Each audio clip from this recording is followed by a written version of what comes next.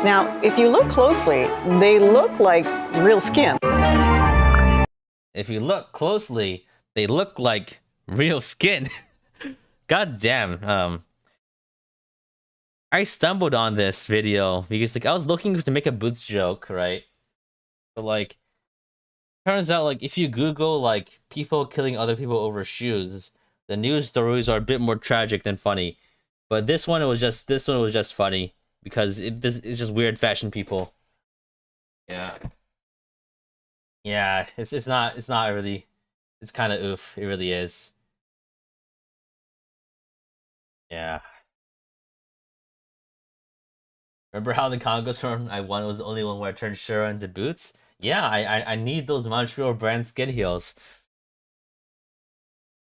Next one is POV. You got hit with Fire Emblem 5's infinite duration poison.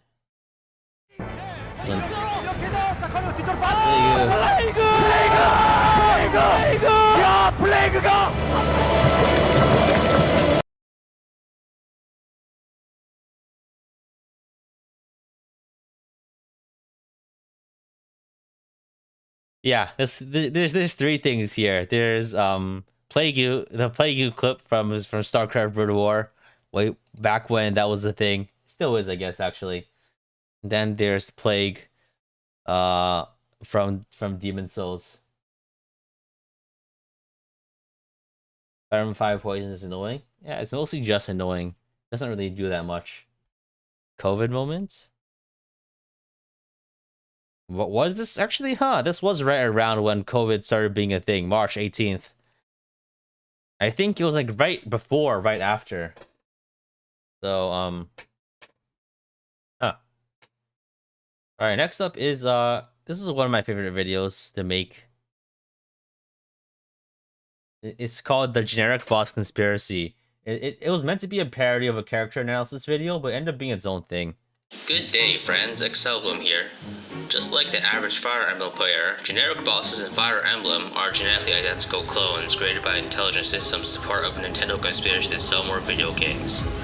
In 2013, the Awakening project involved not only the introduction of more visual novel elements into the series, but also the mass production of millions of artificial human beings with implanted memories.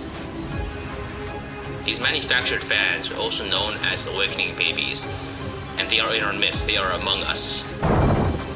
They found me. Well, thanks for watching. Remember to like, comment, and subscribe.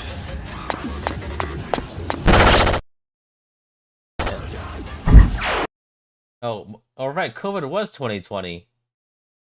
God damn.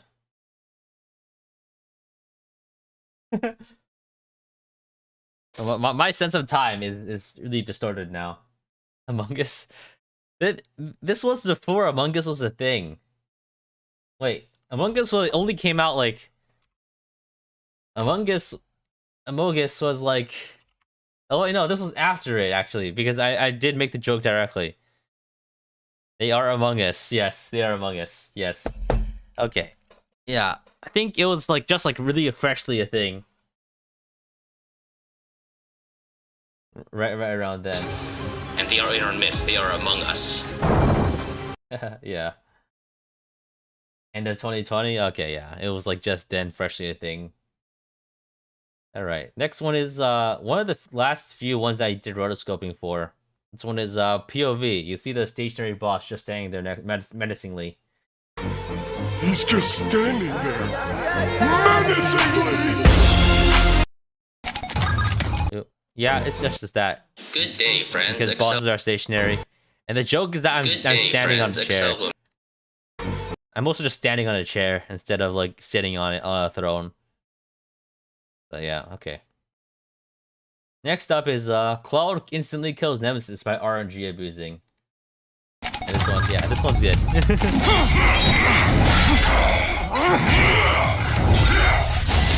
Strategy in motion.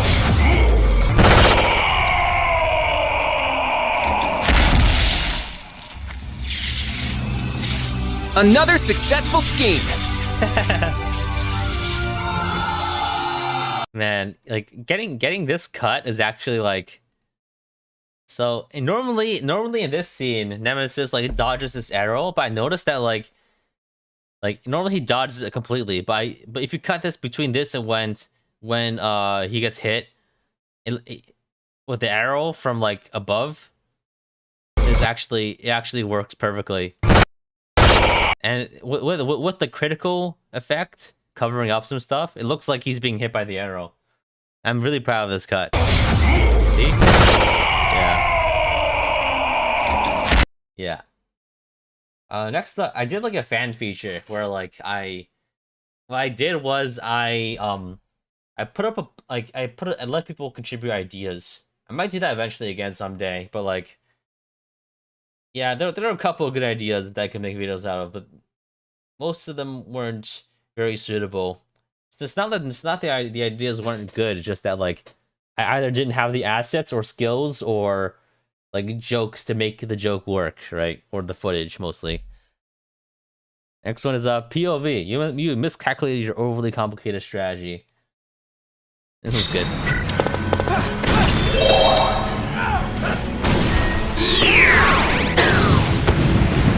Help! Please! Someone! I'm going to die! Yeah, this is I love that Spider-Man clip so much. It's so good, just because of like if you're just failing the QT and just instantly dying is hilarious. These throw flat, one tower short. I'm going to die! I mean, this has happened a non-zero amount of times where I'm just like one tower short of like the strat working. Next up is POV. You benched the new characters and took all their stuff. And this is from Lord of the Rings. Yeah. You have my sword. And you have my bow. And my axe. Yeah, that's yeah. This one is just good. This one is just good. It's yeah. I have their sword, their bow, and their axe. I just have other stuff now. I benched them. I sold it for more javelins.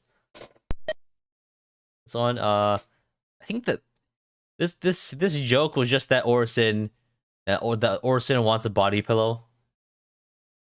This was before Orson was released in Heroes.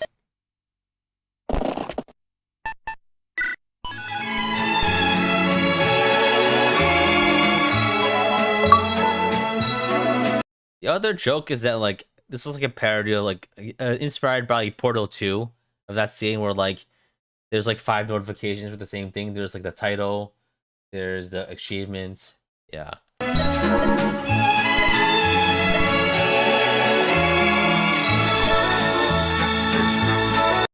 Hello, welcome. Oh, here's another one where I speed run. All right, Major Orson Blood. Oh man, Major Orson Blood is another one of my favorite jokes that I've made. Okay, next one is where I speed run Fire Emblem Revelations by using Mecha's Let's Play footage. I messaged him. I did message him on Reddit and asked him for it, and he said yes, and I used all of it. Yeah, this is the part where he kills you. Yeah, that's the joke from Portal 2. Yeah, this one Hello, is just welcome to Excelblem Plays. Today I'll be playing through Fire Emblem Fates Revelations by asking another YouTuber if I can use his footage in the video. Just like Shozo Kaga's barely disguised brainwashing fetish, Fire Emblem Revelations is not for everyone. If at all possible, I'll prefer to avoid actually needing to play the game. I begin my playthrough by sending popular Fire Emblem YouTuber Mecha a message on Reddit asking if I can use his footage for a video. After getting permission, I then download the footage off YouTube and organize it. I then proceed to speed it up 20,000 times in order to fit it within 60 seconds for maximum YouTube algorithmic benefit. To finish the run, I record the voiceover and let the footage play out to completion. Thank you for watching this episode of Excelblem Plays. See you next time. the $20 DLC, Hello? but I already beat Rev. I don't need to play it. Yeah, it's a little bit of a director's secret here. I didn't record the audio here in Audition. I just recorded it in Premiere. You missed some time. Did I already do the Silence of My Critics run? No, I think that's like... It's still a while from now for that. We're only on video like 70. Oh yeah, I think the Silence of My Critics thing is like...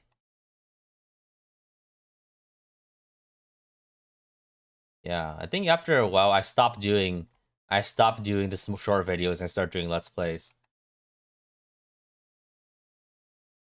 Alright, next up is POV,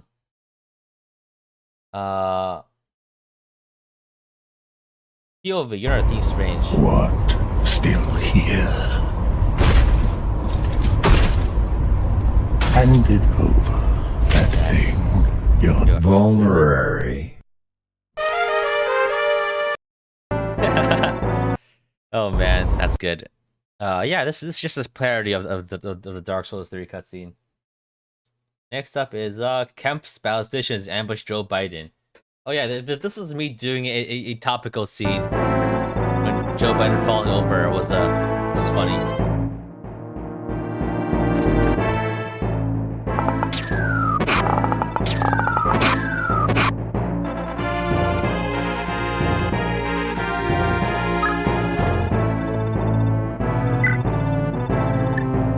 In America.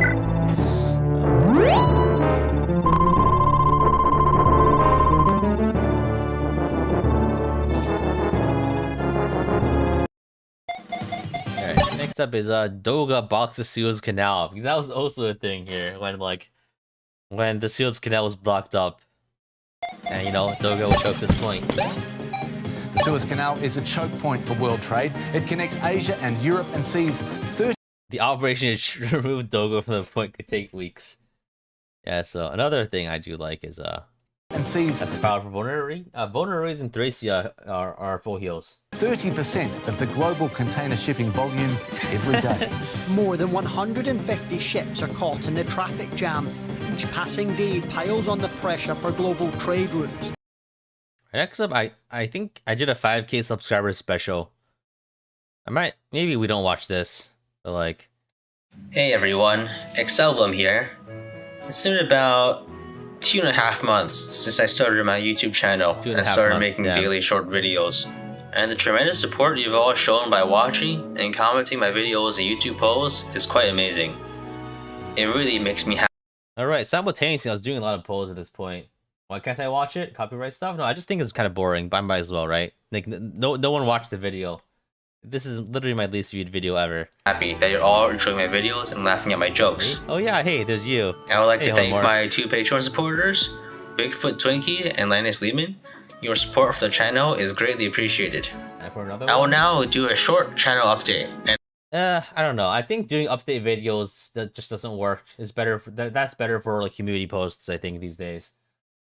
I'm not. Yeah. And I'll keep it brief. 1. Short videos will remain the core content of this channel. I've uploaded 70 or so in a row so far, and I'll keep the streak going as long as I can. 2. I've got some plans for live streaming. I spent some time creating overlays, getting familiar with OBS, and practicing some strategies. And I've also got a couple of fun little gimmicks, like the meme cam in the lower right that goes through a playlist of my main content. I probably plan to play Shadow Dragon Hard 5, mainly to get some footage for some videos I want to make. It's hard to justify playing through the whole game just for one video, so I figured I might as well make some other content in the meantime. Little did I know I would play through a game 5 times and make 50 videos. But yeah, this was before I did any streaming. Like I did all this, my overlay and all that stuff. This is like the prototype. 3. I plan to continue to make analytical videos. However, making each one of those videos takes a lot of time and effort to get it into a level of rigor that I'm satisfied with. So it will probably come out eventually, but I can't really give a schedule. Plot twist.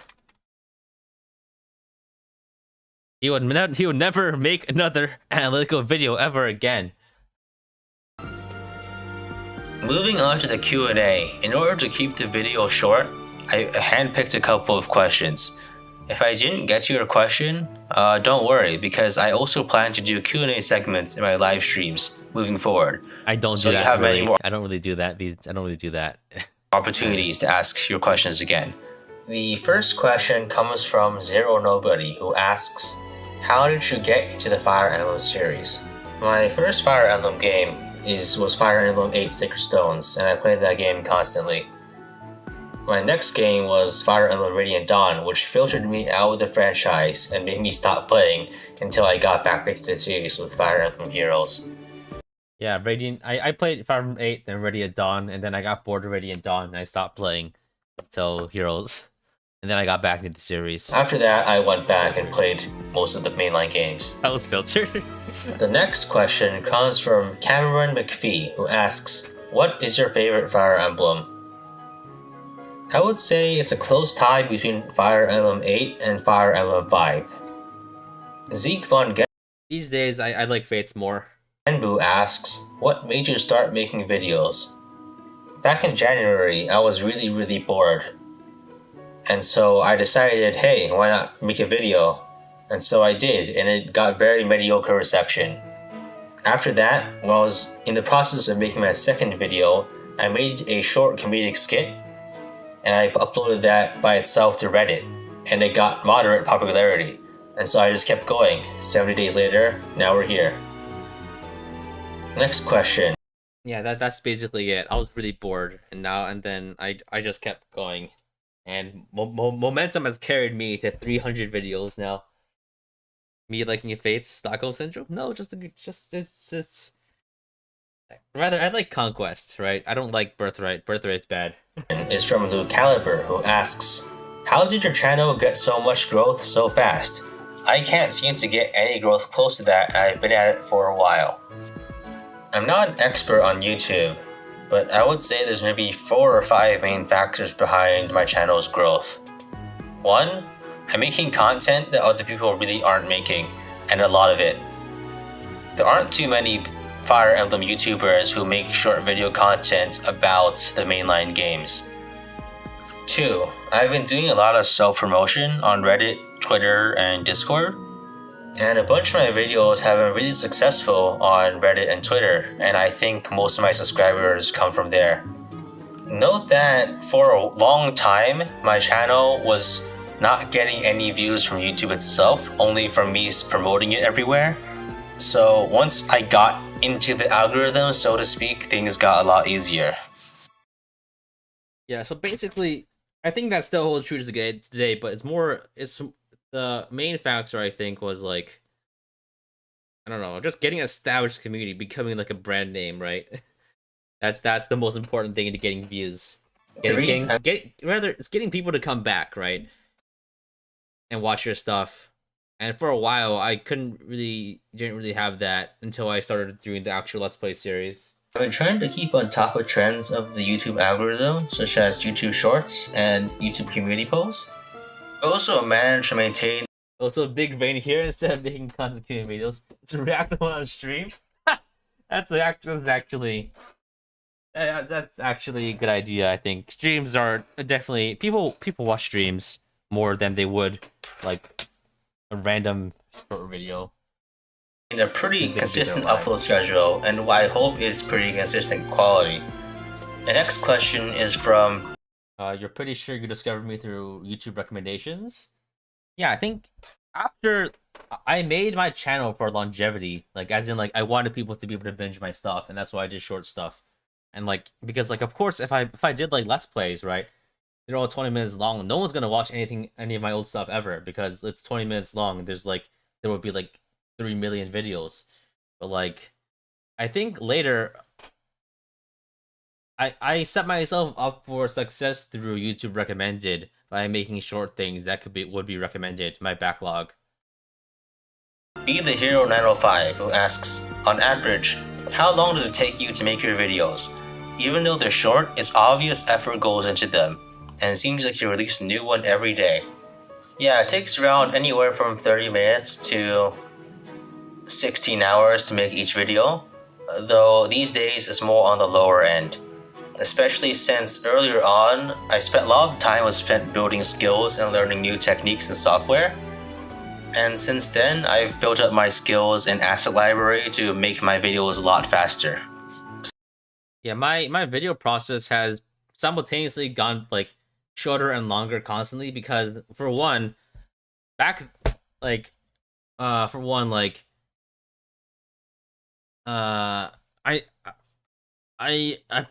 do more stuff for a lot of my videos these days, meaning that the production time goes up, but like at the same time it goes down because I'm better at doing them. But a lot of actually, granted, I put a lot more effort into my videos in the old days, and now that I'm established, I don't feel like I need to try hard as much. It's just after a while, it's more about staying consistent than putting out constant bangers, I guess. Some of the more highly edited videos, like the Fire Emblem 3 Houses opening, take maybe on the order of 20 hours to make. The short rotoscope videos using Epsynth in the so-called Joe Haver style take maybe 4 to 6 hours to make. Most of the short edited videos that I've been putting out recently maybe take 1 to 2 hours. I'm also constantly re-editing and slightly changing videos that haven't aired yet in order to try to squeeze just a little bit more comedy into it. So it's probably ends up being a lot more than that. Noah NTP Nanjo asks, but Excelblem, everyone wants to know, how many glasses of orange juice do you drink per day? I don't really drink orange juice. I'm more of a water, coffee, and tea kind of person. GoldLink364 asks, POV, this is a question on the Q&A video on the Excelblem channel. Well, it sure is. Yeah. Glass of Milk asks, how does it feel being the fastest growing FE-tuber on a platform? It feels pretty good. Italo Gois asks, besides the Fire Emblem franchise, what other games do you like to play? Aside from Fire Emblem, I play some roguelikes like Dungeon Crawl Stone Soup, some roguelites like Slay the Spire, StarCraft 2, and generally strategy games in general are my go-to. Caleb Moet asks, why all the pose? Are you secretly an alien mining data? Well, Caleb, I have a question to ask you too. How the fuck did you find out? On a more serious note, there are a couple of reasons. The first is that it's good for growing my channel. The second is that there are a lot of interesting things I want to know about the Fire Emblem community. I think it's just always good to put numbers to the intuitions we have about how the community operates and what the community is. Also, the sheer quantity of polling information I can get from YouTube polls is so good that I really think I can make some really interesting analytical videos with it. Spoiler, I will not make any analytical videos about it. I will make one video about it that's just like unscripted video going over 50 polls. It's honestly kind of a waste of potential here. But so stay tuned for those. I've also recently been doing some market research for the community, see what kind of content that you guys would like to see. Dortu asks, Iron Man stream when? Soon. Probably in the next few weeks. Yeah, it would actually be like in the next week after that. Steve C asks, which of these characters is the hottest? Sigurd, Flora, Gunthra, or Bernadetta? I see what you did there. Well, I would say it's probably... I think Volflame probably has the highest temperature.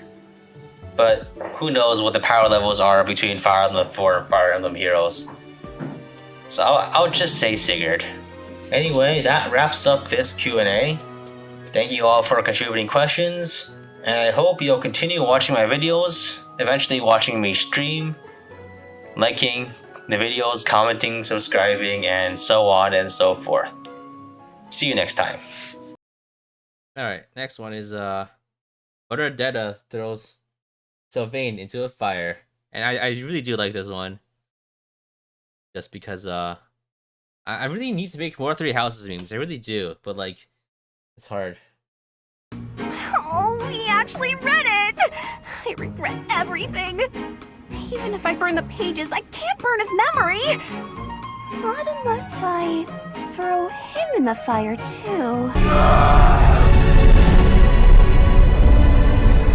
thought I'd die cold. Oh, life is so hard. Don't you think?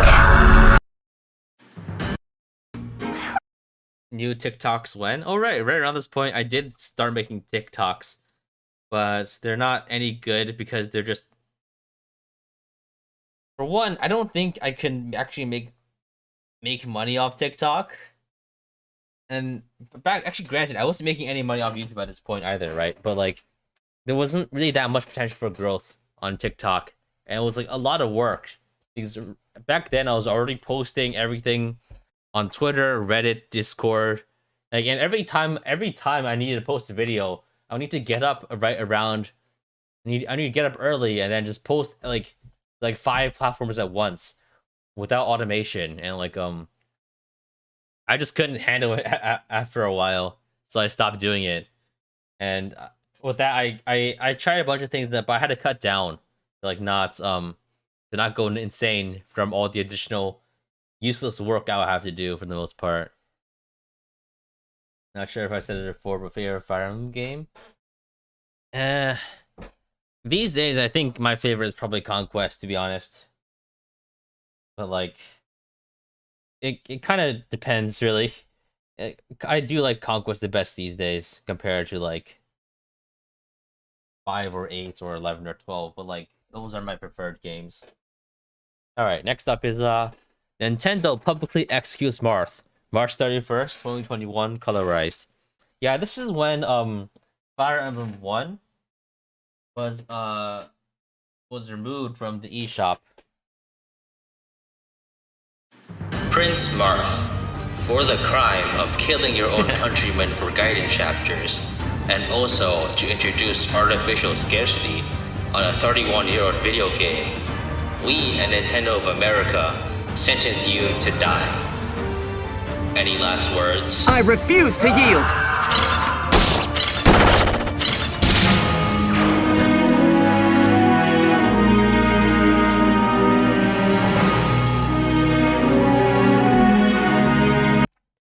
Yeah, this one is this is a funny joke back then, because people were constantly joking about about Mario being executed, Mark being executed.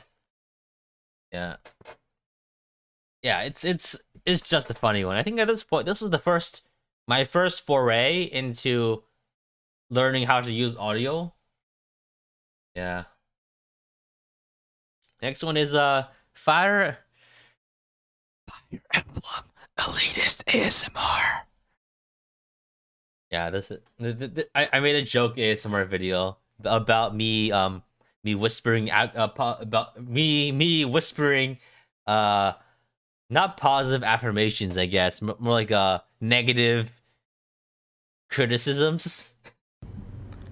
3CR 776 is my favorite FE game. You like the game? Real Fire Emblem players don't play for fun. Fire Emblem Awakening ruined the franchise. Kaga did it first. Pitfall. Yeah. Right around then, there was a car driving by, and I couldn't get out of the audio, and I was too tired to re-record it. So this happens a lot. Normally, I have like music to mask it, but like there's like literally a car in the background there. Pitfall. See? Right. I only play negative growth. Kaga did it first. See? There's that car. Pitfall. I only play negative growth's Iron Man Mega Death difficulty, blindfolded, and with both arms tied behind my back. The best personality trait is high base stats. How dare you use anything but paladins? No, that's not how you're supposed to play the game. You hear any car? I guess it's probably it's low frequency, so like if you're not using headphones, you might not hear it. But yeah, it's good stuff. Next one is it the Dawn Brigade? No, it's just Chuck Testa. The high base stats are actually the best personality? They are, honestly. I think they are. Next one is the ancient meme. It's a Chuck Testa one. Who doesn't wear headphones when listening to ASMR? I mean, like, if you're probably not necessarily on headphones here, but this is an ancient meme. It's like 20. I think Chuck Testa is like literally 2021. Yeah, this is like a decade old by now, even more at this point. Is it the Dawn Brigade? No, it's just Chuck Testa. The joke that Chuck Testa is holding up a bird.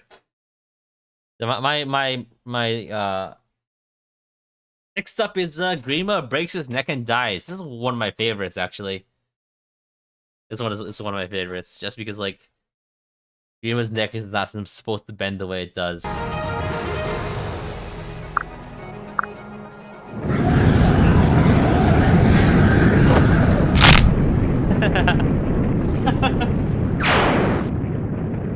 Well, that was underwhelming. Oh, I think after this, I start summarizing,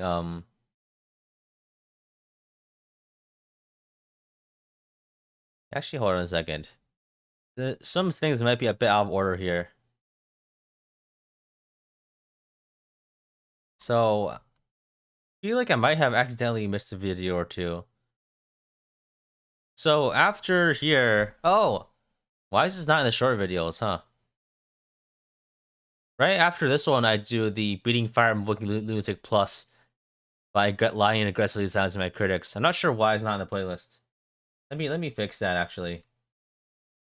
I'll need to fix that. My playlist is not complete.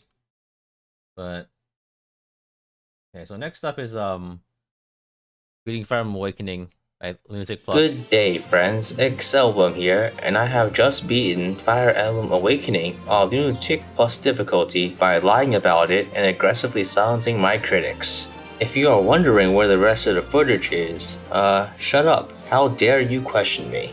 In order to deflect criticism, I have preemptively deleted my SoundCloud, purged my Dig account, banned everyone off of my public IRC channel, closed my MySpace account, and shut down my Google+. I have also hired a fake statistician in order to write a 15-page document to scientifically disprove my detractors, banking on the assumption that no one with any expertise has the time to pick apart this nonsense. And if any of you chuckle fucks in the YouTube comment section dare question the validity of my results, expect to be banned with extreme prejudice. Anyway, thanks for watching. See you next time. A fucking dog in the background when I recorded this, but also this is a big dream reference. Also, generally like a content creator reference in general. Oh wait, there's one about drip that I didn't. This one is Lord Nurgle has a message for you about drip.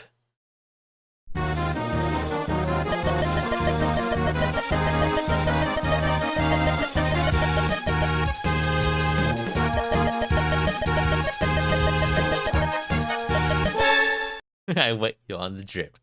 This is before the Awakening streams? Yeah, this was like months before the Awakening streams. Like, many months. Alright. Next up, like, I do my first stream. The audio in the stream is like really fucked up constantly. It's really constantly fucked up, and like, I'll just click through it. I do the classic funny things. But, alright. Next up, we have all the Fire Emblem 11 stuff. So maybe what I could just do is I could just put up the, compilation, I think. Because it'll be less annoying to, like, click through everything. I think, where do I find it? Fire Emblem 11. I put it, where was it? Finding all my stuff is hard because, oh, there's Dark Deity. Oh no. Fire Emblem 11.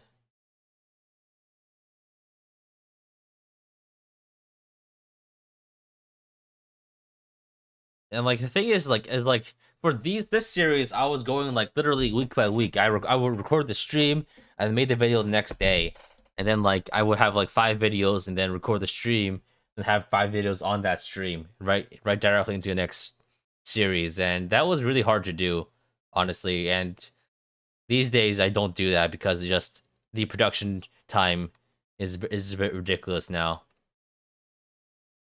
Where's Fire Emblem 11 series? I think I released it after I finished 12. Yeah, here, how to beat Fire Emblem 11 hard 5 For chapter in the worst way possible. The audio is kind of fucked up. Chapter 1 of Shadow Dragon Hard 5 Iron Man, I decide to put Jagan on the fort in the hopes that he does not get hit by 1% critical, but he does. I then accidentally mess up my unit placements and I get Abel killed by a pirate. In order to make up for this tremendous loss, I decide to follow the Kids World Fire Emblem Shadow Dragon guide and train Gordon on Gazak by shooting him 250 times with an iron bow. At the end of this grueling training arc, Gordon is now level 16 and he has gained 2 strength. I begin chapter 2 of my Shadow Dragon Hard 5 Iron Man by recruiting Daros on turn 1 and getting Draug killed on turn 2. I'm actually pretty sure Draug was killed on turn 1, but it doesn't work with the flow. Like he died at the end of turn 1. Like, and before, like I ended turn, like I skipped enemy phase and then Draug was gone. I didn't know where he went. Do I regret being that guy now? Absolutely not. This is hilarious. I still appreciate the humor I had in the old days. The level 16 Gordon that I trained last chapter only has 7 strength, but he also has 13 defense and 27 HP. Damn, boy. He thick. This dummy thick archer is easily able to tank any enemy of this chapter, including the boss. I break Gomez's handbags by hitting it with Gordon's face 30 times. This allows me to train Marth and Caster by attacking this defenseless sack of meat. I managed to get Marth to level 15 and Caster to 17 before the boss dies from a crit. This entire process takes a total of 546 turns. Chapter. Hey JBN, how's it going? Yeah, things are pretty good. Just been watching. We've gone through like 60 videos. 3. I think in 2 hours. I don't think I can finish today. I might need to pick it up again next week, just because there's just too many videos. I can't go on for 10 hours. This extremely scuffed Hard 5 Iron Man 1 is a complete cakewalk. Marth is capable of one-rounding Hard 5 enemies, which is frankly so ridiculous that it defies common sense. The boss of this chapter, Hyman, is normally quite dangerous, but only to pathetic mortals who haven't even spent 250 turns attacking a defenseless boss for EXP. This is the first and probably last chapter where I suffer 0 casualties. Chapter 4 of this cursed Hard 5 Iron Man run begins with me reclassing a bunch of people into archers and forging a wing spear. I call it the Dignity so I can make a joke about it when it breaks. Did you make jokes about Hyman's name? Yeah, it's kind of a low bar, right? But I strive for. No, I don't. I go for bottom of the barrel jokes all the time. I just didn't think it was that funny, personally. Seldom Iron Man's Fire Emblem 4 when. I don't know about Fire Emblem 4. It's not really suitable for my style of play, just because it takes so long. I guess I could basically play a Fire Emblem 4 isn't that hard of a game, actually. I could, if you're not going for rank, you could probably do that. Alright. The chapter opens with Cain and Bord making the ultimate sacrifice to take down a thief, so I can recruit Merrick slightly more conveniently. I also use Cord's soft living body as a shield for extremely minor but ultimately unnecessary tactical benefit, and he dies a grisly death. Lastly, I accidentally place Sita in range of mounted archers, and I sacrifice Riss and Mathis as distractions even though she was guaranteed to survive. We are now at the point where we can start getting replacement characters. At this point, no matter who you are, As a friend, you are replaceable. Farewell. Were all these sacrifices necessary? Absolutely not. Actually, they kind of were, because going full generics was like, it's actually pretty good. Like, I didn't know at the time, like, this is like maybe a bit afterwards, but generally speaking, generics are actually killing our units and using generics that are high level is actually a good way to do it.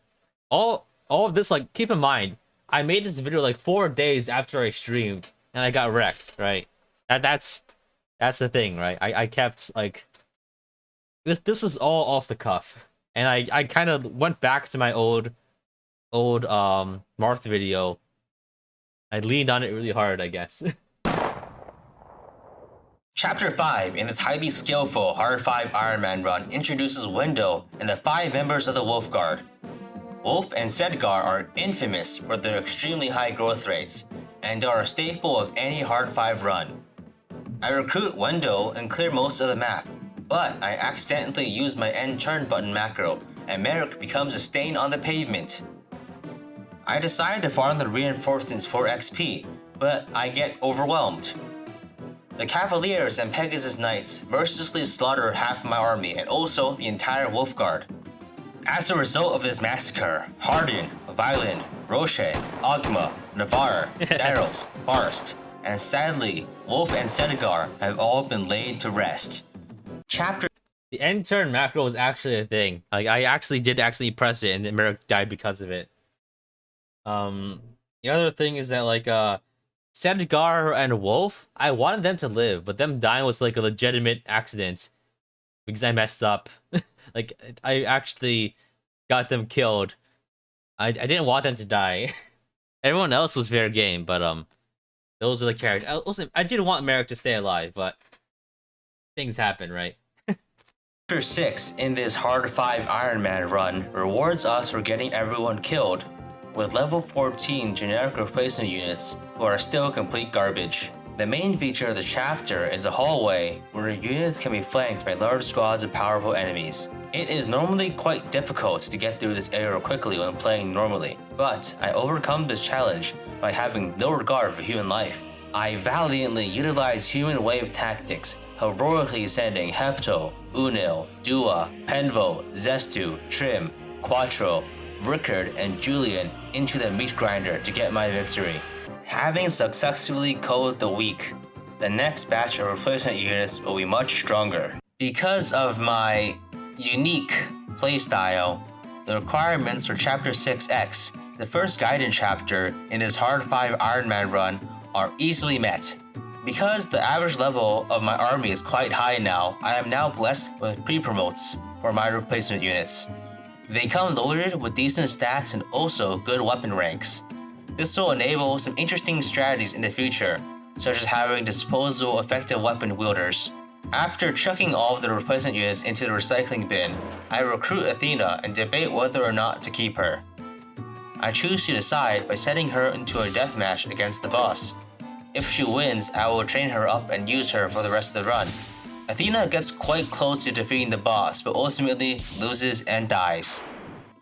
What a shame. It was a good woman. What a rotten way to die.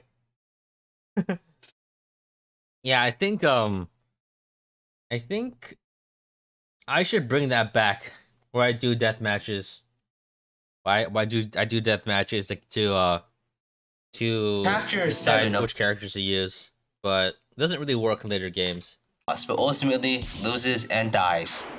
What a shame. Chapter 7 of this Hard 5 Iron Man poses two main challenges. The first is an initial charge by a large mass of flying enemies. To counter this, I reclass my generics into bow-wielding classes and line them up to form a solid defensive line. I survive the initial charge and my counterattack wipes them out. The second of these challenges are aggressive Cavalier reinforcements from the south.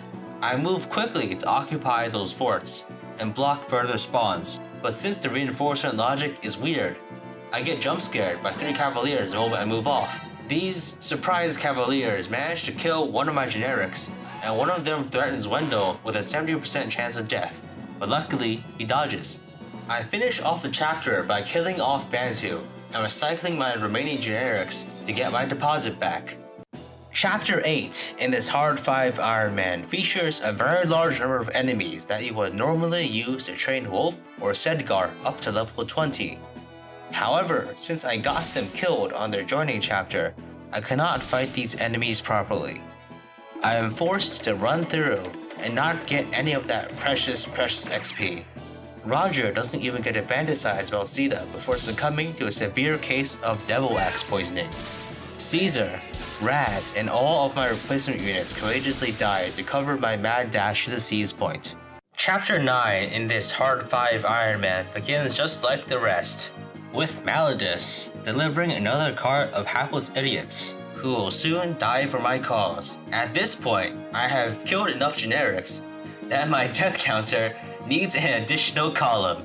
I have also exhausted the 31 unique names for replacement characters, so they have looped around and are being reused. Expect this to happen several more times during this run. I recruit the sniper, George, to get his stuff, and then I send him and the generics in a kamikaze attack to soften up the enemy forces. How many units are even in this game? It's like 70, I think. But like, generics you can get up to 300. This Suicide Squad is completely wiped out by the pirates. But after a few close calls and some clever play, I managed to make it out without any major losses. Chapter 10 in this Hard 5 Iron Man features the first promotion item, an enemy vanguard charging in from the west, and a massive number of cavalry and knight reinforcements from the north. I lose 2 generics dealing with the western squad and force my way into the castle, using hammers on the knights to great effect. I spend 2 more lives to lure and defeat the sniper squad indoors. Upon securing the castle, I use the first master seal on Castor, with a plan to make him into a general in the future. The star player of the chapter is the generic General Octu, who has 22 defense. I use him to fill the choke point at the castle door, to stone the wall the enemies so I can take them down at my leisure. Soon after clearing the map, Maria and Minerva lose their deathmatch against the boss. I reward my surviving generics for their hard work with a sweet release of death. Chapter 11 of this Hard 5 Iron Man introduces 2 characters, Lind and Jake. Lind is a low-level mage that comes with the Aura, a powerful 18-might tome restricted to female users. Jake is a ballistician who can attack at long distances. I lose a decent chunk of my replaceable army on the approach, but I'm able to safely clear most of the map. I recruit Jake and immediately observe his deathmatch against the boss. Not being able to attack at one range, he predictably loses. Lind also loses her match, but I find I have cleared the map too early. With no enemies remaining, I am forced to pay a hefty fee to the arena to handle my garbage disposal. Chapter 12 of this Hard 5 Iron Man features 2 Master Seals, the Boots, and the second Warp Staff of the game. It also features 5 defenseless imprisoned units, set to be immediately executed by the enemy. This is quite convenient, as it will save me the trouble of doing it myself. Thomas, Macklin, Dolph, and Boa are all skewered and roasted alive, but Why did I kill him? If you're talking about Jake, the reason I killed Jake was I didn't want him to drag down my average level for the generics. Like, if I recruited Jake, I would only have, like... I didn't need Jake, and if I had him, all my guys would be, like, level, 10, unpromoted, and that's really bad. leave Medea in the safe spot. This rare act of mercy is to ensure that I can recruit Astrum in Chapter 13 and take his stuff. After clearing the tide of cavalry reinforcements from the east by holding up in the treasury, I distribute my ill-gotten gains. I give Marth the boots, promote Lena into a sage, and feed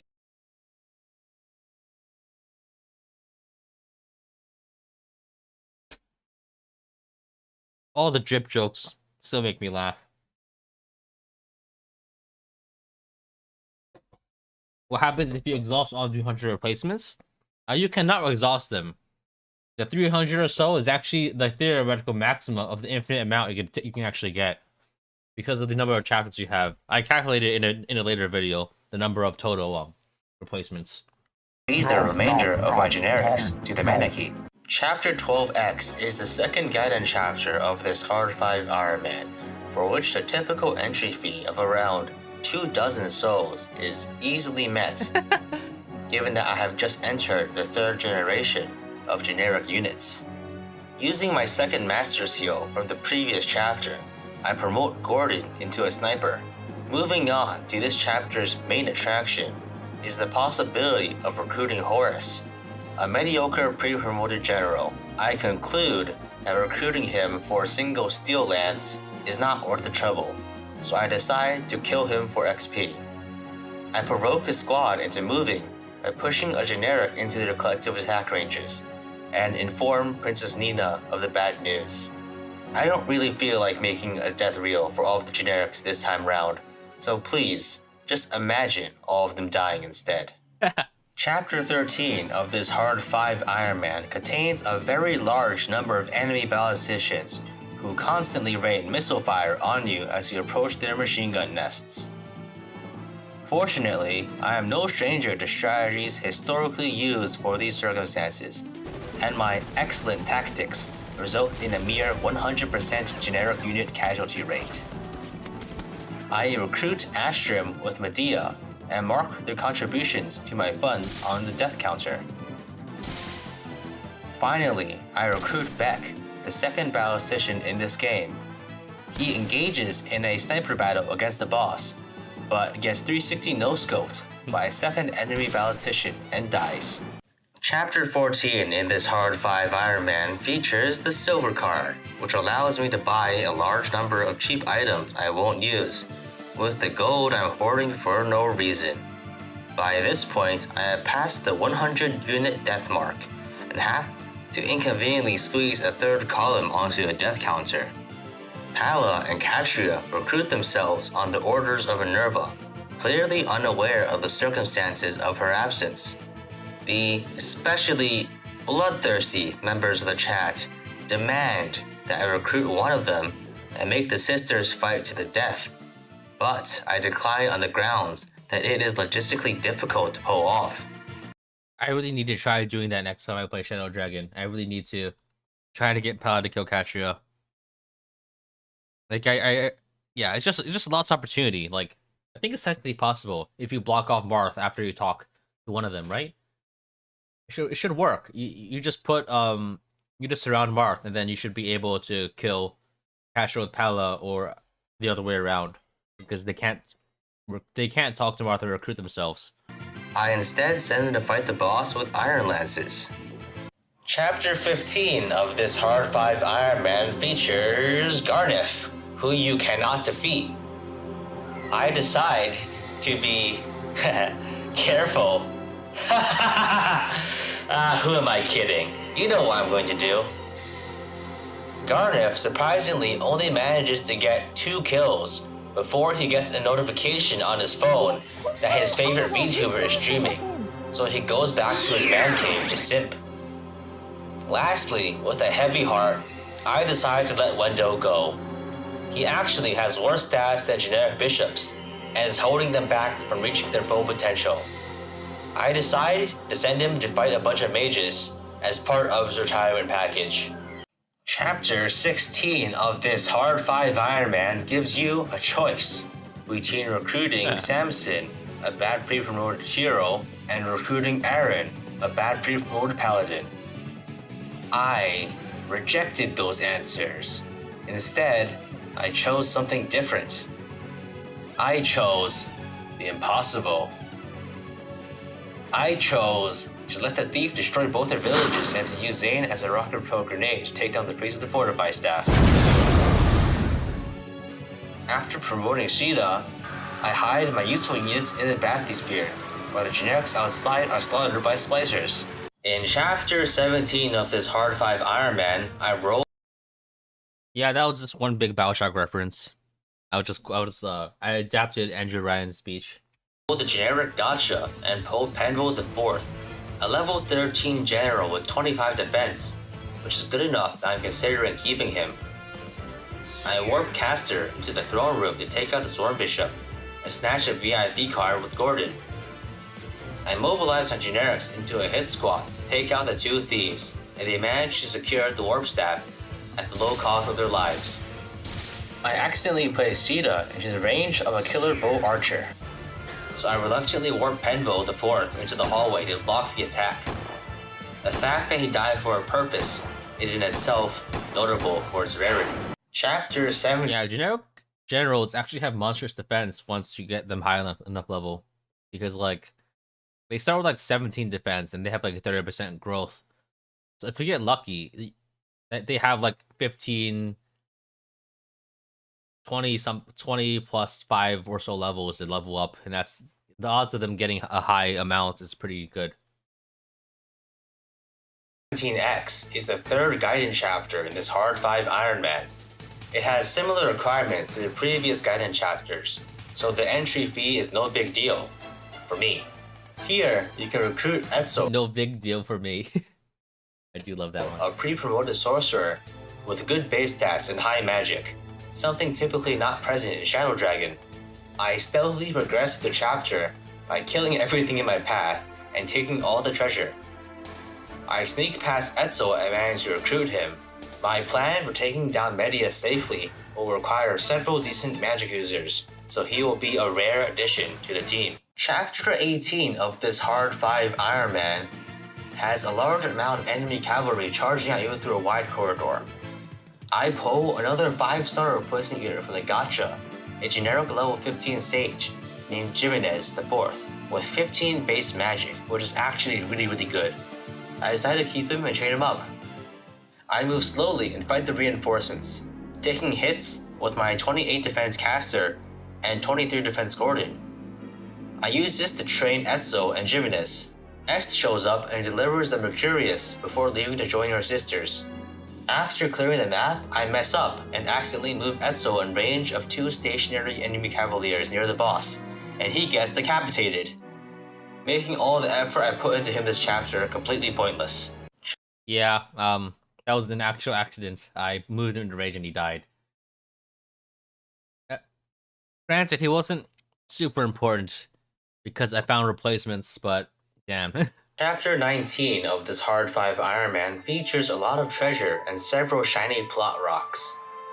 By this point, I have reached the 5th generation of generic units, but none of the new ones are any good. I move through the map quickly, defeating the enemy heroes by swarming them in the same way the honeybees fight gigantic Japanese hornets. I grab the Light Sphere and Geosphere and use a warp charge to catch the thief running away with the Star Sphere. Since I did not keep Bantu, I am unable to recruit Tiki, so I am forced to put her to sleep permanently. Chapter 20 of this Hard 5 Iron Man features the Resident Camus archetype, in this game known as Camus. I spent 77 grand to forge a longbow with 18 might and 100 hit. This 3-range weapon will be my ace in the hole against tough bosses. I warp Caster and some mooks to fight the ballista, and soundly defeat the flanking enemy Bravelands paladins, using excellent reclass generic heroes armed with devil axes. I claim the Gradivis by having Gordon shoot Camus with longbow and finish him off with Sita's wing spear. When cleaning up, one unfortunate generic unit gets a double devil axe backfire, and one rounds himself out of existence. I grab the hammer and wrap up. That was a good moment where he dies. He dies after he hits himself, and then he fades away as he backflips. That's actually a nice touch. Out of existence. I grab the hammer and wrap up the chapter by having Lawrence kill my undesired generics before taking him out too. Chapter 20X of this Hard 5 Iron Man is the last Gaiden chapter that requires you to kill most of your own army. It gives us Ymir, who is a warrior with stats comparable to that of a generic. Sadly, I didn't get any good units for the Gotcha this time around, but I still have a few more rows left in upcoming chapters. I want a few more magic and staff users to add reliability and redundancy to my endgame strategy. I repair the dignity with the hammer, ruining the joke I set up in Chapter 4, and after giving it some thought, I decide I am in the market for a disposable missile for our next chapter, so I recruit Ymir for that purpose. Chapter 21 of this Hard 5 Iron Man has a metric ton of enemies, but only 2 that deal magic damage. I begin by warping a generic onto the secret shop to buy a whole bunch of stat boosters. The 2 Thorn Mages in this chapter have a 1% crit chance to kill Caster in one shot. This run started with a 1% crit, and I don't plan for it to end with one, so I take no chances. I'm warping Ymir to defeat one Thorn Mage and have Caster kill the other in a guaranteed one shot. The remaining enemies have 4 spray weapons, but also less than 30 attack. Units like Ymir and my unwanted generics become mincemeat, but they do 0 damage to Caster. I spam the end turn button as Caster slaughters the entire enemy army. Yeah, if Caster got crit there, I would have actually just died. Chapter 22 of this Hard 5 Iron Man is similar to Chapter 21, except instead of there being 2 threats to a 30 defense general, there are 0. I warp in Caster and watch as he massacres the entire population of Macedon. After Caster kills Michaelis off screen, I turn in the Star Sphere and Light Sphere in order to get the Starlight. The tome required to defeat Garneth and claim the true falchion. Chapter 23 of this Hard 5 Iron Man is filled with mages, many of who conveniently have 39 HP or lower.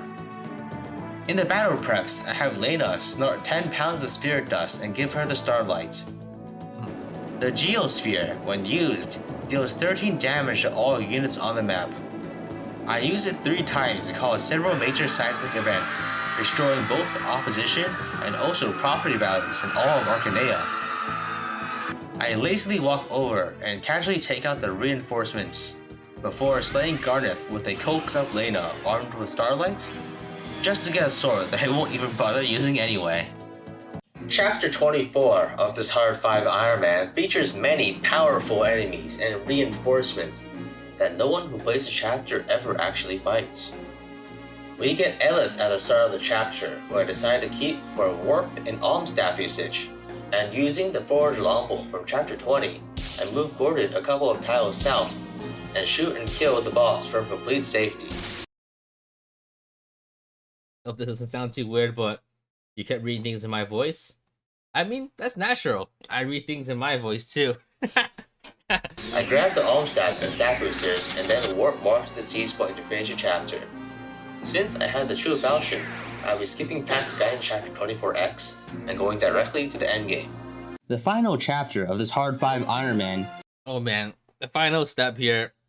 The audio here is so bad compared to everything else. I don't know what happened. I think I was really tired, and so what happened was like, I was too close to the microphone, and that made the gain kind of messed up, and I had to like change the settings. Like, it sounds really muffled and weird. Caesar army split up and face the threats from all sides. We are given Goto, who comes with a 3 to 10 range siege tome. I pass it around between my mages to shoot the enemy ballista and healers multiple times per turn. I use my bishop to warp several characters onto the southeastern forts to block reinforcements. I then restore the Fire Emblem 12 timeline by using the Almstaff to revive Harden. The door is closed and I wait in complete safety until turn 20, when reinforcements stop, and I clear the map using the door as a choke point. To save the life of a generic, I warp Harden into range as a distraction. He dies for a second time, recreating the time paradox. I then end the game the way it began, by shooting Medius from outside his range to Gordon until he dies. Passing around the Swarm Tome like a blunt is actually like a really good strat. I love doing like that. Until he dies. This concludes my Hard 5 Iron Man run of Fire Emblem 11, Shadow Dragon. After a mere 220 deaths, 6 generations of generic units, 2,243 turns, 5 weeks of live streams, 23 hours of gameplay, and 29 daily recap videos, it's finally over. This Let's Play has taken some wild twists and turns from the start, and it's been an exhilarating ride through and through. Thank you all for being with me on this horrifying journey.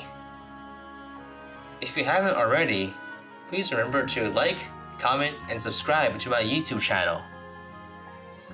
Thank you again, and see you in the next one. For chapter... Okay. Yeah, thanks. Oh, nice.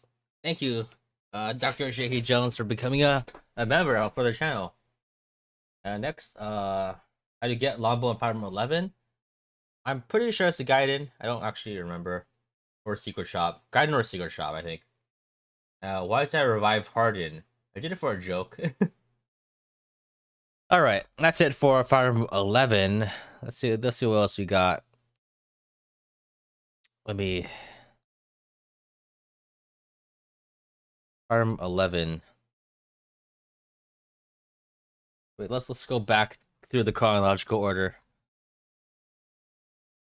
Oh, I think simultaneously there are a bunch of other shortened ones I made to intersperse. Here's one. Dimitri eats the weeds. By the way, sometimes you find edible plants among the weeds. Please do not eat the weeds. I am just saying. Smoke weed every day. Yeah, it's just a funny little, nice little clip. You've also got Greenwood does a barrel roll. Oh, this one is my favorite. One of my favorites.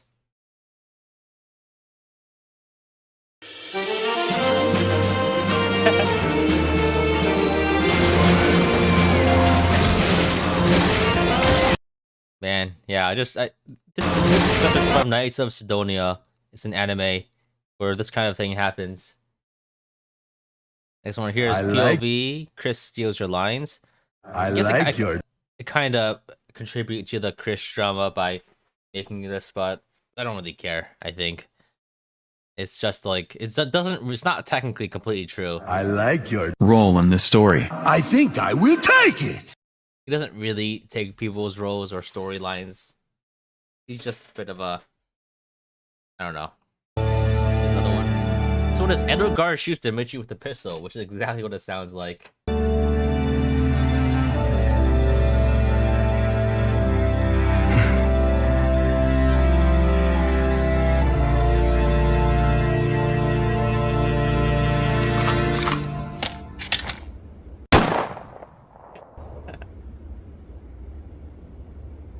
Mission failed. We'll get them next time. Rename Chris to Jagan. Easy fix. Huh. Actually, no, it wouldn't quite work because you wouldn't have the Jagan portrait. Game over. Yeah. All right. What else have we got?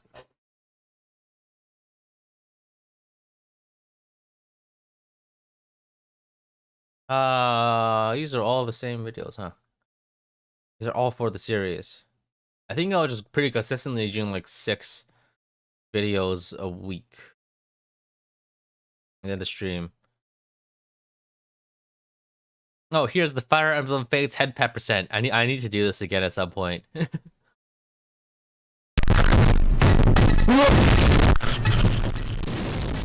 Oh, this kind of really hurts the ears.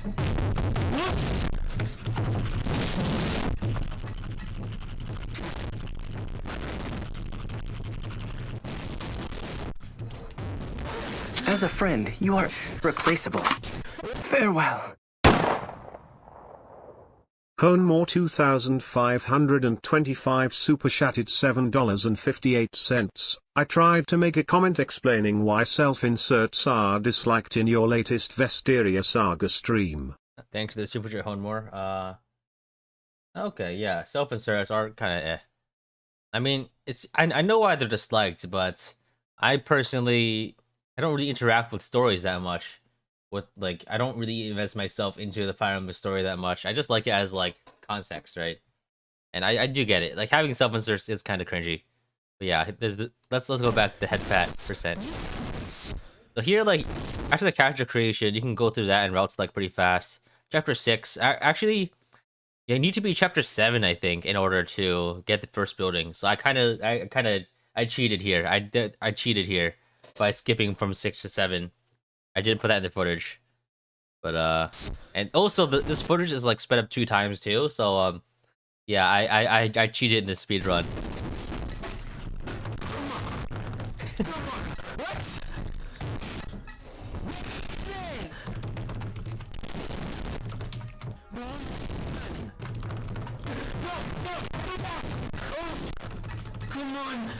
Yes! Yes! Yes! Okay, come on. Oh! Yes! Yes! This was a slice speed run. It absolutely was, and I'm not afraid to admit it. All right. Next up, we have I did a generics only Iron Man actually. And then here's a bunch of other nice memes, short ones.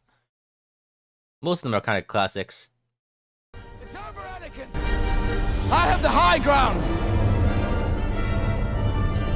You underestimate my power! Don't try it!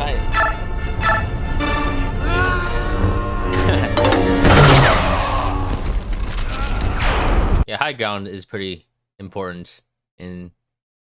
It's pretty significant. Alright.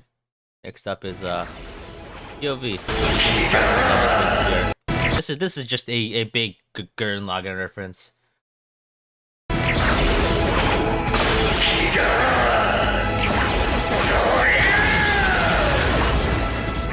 Wings.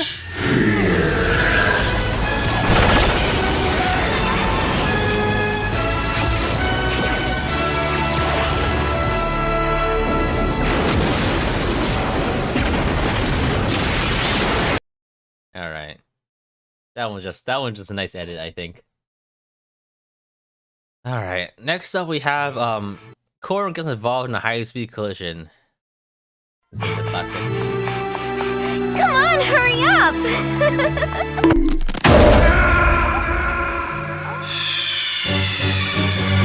Snake! What happened? Snake! Snake! I can't believe Korra fucking died.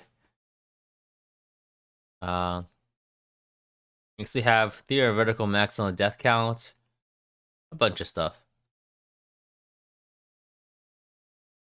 In my recent Fire Emblem 11 Hard 5 Iron Man, I racked up a total of 220 deaths. This number, while quite high, can clearly be a lot higher.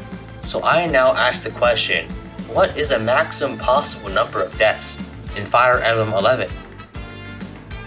I will count a death if a unit is killed in combat either as an ally or an enemy, or if the village you're recruited from is destroyed. The vast majority of possible deaths come from replacement units.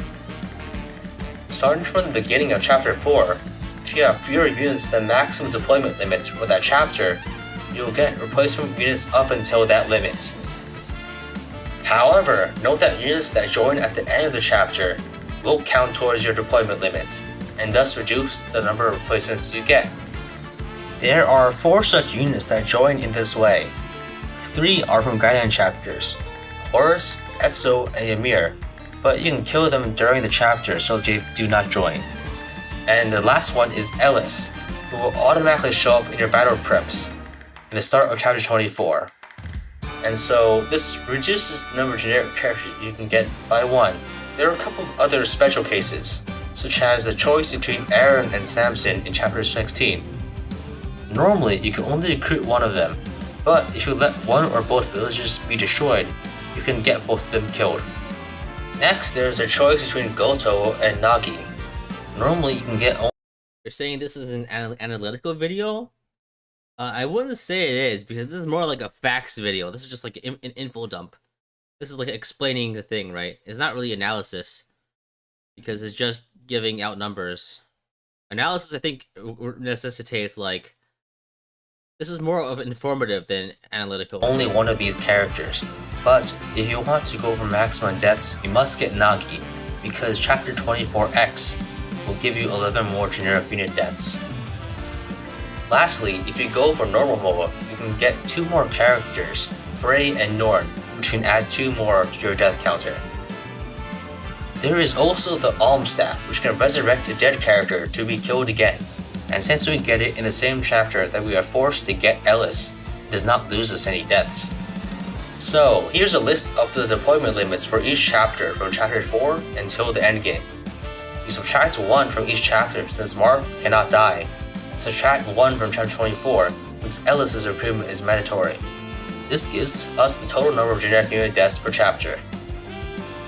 Thus, the total number of possible deaths is 55 named units, plus 336 generic units, plus 1 from the alm staff, and 2 in normal difficulty, giving us a total of 392 deaths in any hard difficulty, and 394 deaths in normal difficulty.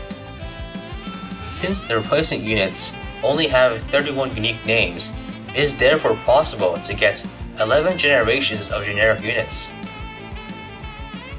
Anyway, that's it for today. If you'd like to see more of these informative videos, please leave a comment below on what you'd like to see.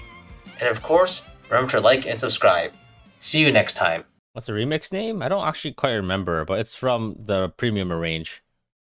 Here's another one. This is the In my recent Fire Emblem 11 Hard 5 Iron Man, I took a total of 546 turns to clear Chapter 2.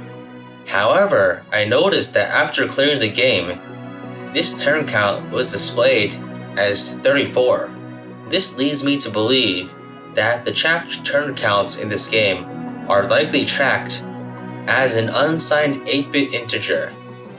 This means that, hypothetically, if I clear a map in a multiple of 256 turns, this number will overflow and go back to 0. I tested this by finishing the final chapter in exactly 256 turns, and we can see that it gets displayed as 0. This brings up the possibility of a paradoxical high turn count 0 turn LTC of Fire Emblem 11 Shadow Dragon. Yeah, maybe I might try doing that at some point, but who knows? It's just mostly just kind of... Oh yeah, by the way, hey guys, have you heard the news? There's a new Fire Emblem coming out. Here's some secret footage. This is Excelblem with some breaking news on the latest Fire Emblem project. 73 men died for this information. Before an agent was decapitated by Nintendo security forces, he spotted a partially open file on lead director Toshiyuki Sakihara's desk. Fortunately, before his head was mounted on a pike for all to see, the ocular implants in his unliving eyes snapped a picture of that file and uploaded it via satellite link.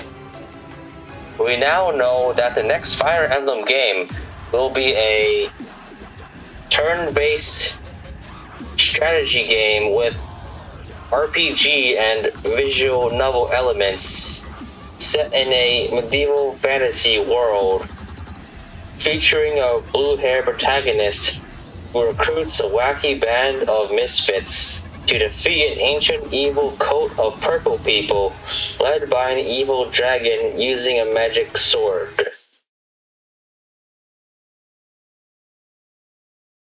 I'm pretty sure this is like... Is this the debut of my mask thing? I don't think... Did I stream with a mask for... I don't think I streamed with a mask for... Until the middle of Fire Emblem 12. Or maybe I did it for... Did I use it for the speed run? On the meme cam? I did actually. No, I did it for the start of Fire Emblem 12 actually. Yeah, there's just another historic moment. Yeah. Oh, here's another Teacher, one. you're great. Classic. Don't come to the Officers Academy tomorrow. Yeah, I think Fallen Edelgard just released, and I managed to get like the Tomorrow voice line from that. Mask is iconic. Yeah. All right. Next up, I did a speed run. Then I summarized it. Let's watch that. After completing my Hard 5 Iron Man of Fire Emblem Shadow Dragon, I was frankly disappointed with my speed and level of brutality. So I decided to up the ante and push myself to the limits by doing it all again in just one stream, only using generic units. Exceptions include the first 3 chapters before generics join, and the final chapter. I begin the first chapter by using Altea's entire military to break the boss's weapon. I train Marth to level 10, clearing the chapter in just 281 turns and 24 minutes. Alright, next up. Next one. Using the emulator's turbo function and the souls of my allies, I cleared Chapter 2 in 5 minutes and Chapter 3 in just 2. Having put all of my XP into Marth, my first batch of replacement units in Chapter 4 are level 15, and they are promoted by Chapter 5. I spend around 10 minutes and 10 lives for each of Chapter 6, 6X, and 7 to aggressively reroll the generic gacha. By Chapter 8, I have obtained a 24 defense general who will trivialize the mid-game. Nice. Chapters 9, 10, and 11 pass in a blur, and I'm unable to track the massive amounts of deaths in real time. I enter Chapter 12 with 3 generals, but due to a blunder, I lose my only healer, forcing me to sacrifice all but one to limp away into Chapter 12X, with 2 hours and 5 minutes on the clock. Right. Well, actually, next I do a joke, but let's keep going. In the wake of disaster, I open my loot box and get generals with nearly capped defense. Reveling in my newfound invincibility, I power walk through the next 5 chapters and build up a squad of elite generics. I warp skip 17X and 18, skipping the 4th warp stack because of my hubris. After getting Chapter 19's goodies, I spend all of my gold forging a longbow to beat Chapter 20, and 20X is an afterthought. I warp a general to wipe out Chapter 21, but the same plan goes awry in Chapter 22 because generic generals have the damage output of limp spaghetti. My carefully curated roster is wiped clean in the aftermath. Fortunately, since items cannot die, I use the Geosphere and longbows to clear Chapter 23. I snipe Chapter 24's boss and warp Marth to start the endgame at 5 hours and 3 minutes. The amount of resources I skimped on in this run actually made it hard to beat the final map. But it went okay. I start the endgame by whiffing a swarm shot on the ballista and having one of my generic mages pops like a water balloon. Using my few remaining warps, I manage to stuff enough bodies onto our lower right forts to block reinforcements. My generic general barely clings alive, spamming the Gradivis to heal, since he cannot do enough damage to defeat his attackers. I manage to hold out until reinforcements stop, allowing me to clear the western front. Next, I open the door and clear the rest of the map. Now on the home stretch, I deal with the ballista by having them fire all of the ammunition at Marth. Finally, I defeat Medius with 1 hit from the falchion and 1 crit from the forged longbow, completing my Fire Emblem 11 Hard 5 difficulty generics only Iron Man speedrun, with a final time of 5 hours, 47 minutes, and 53 seconds. Yeah, this was a tough 47. This was tough. That's the best way to put it. And it came down to the wire at the end. But it went okay. Alright. I start the Next up is this one's just called Hard 5 Iron Man.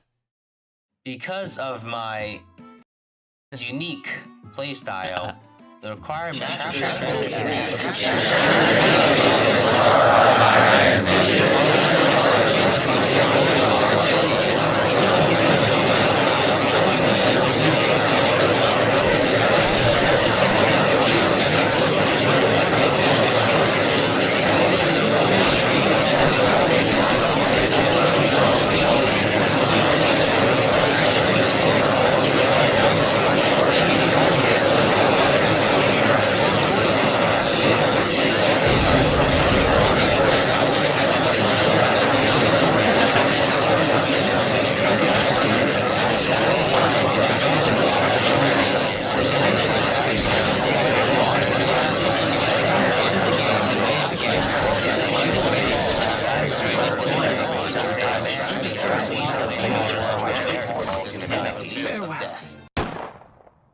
Hi, Billy Mays here. Yeah, that's kind of the thing I was going for.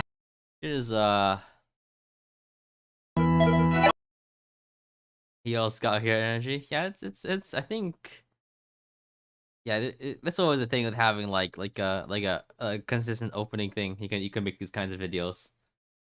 Next up is what happens if you kill medics before dealing with the clerics? And yeah, I actually tested this out, and it was actually pretty cool.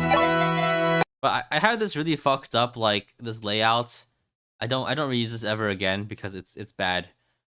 But like I should have just not I shouldn't have made it short. I should have just made it like a vertical video.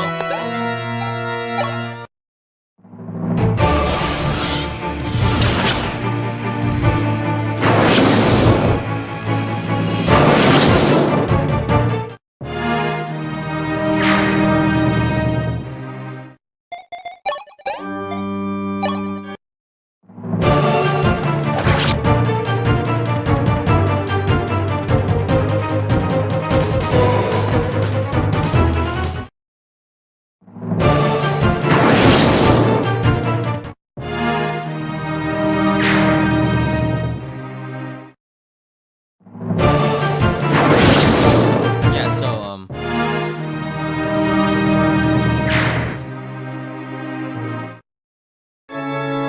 pretty much what just happens is if you kill Medius before you kill the clerics, Medius will kill the clerics himself.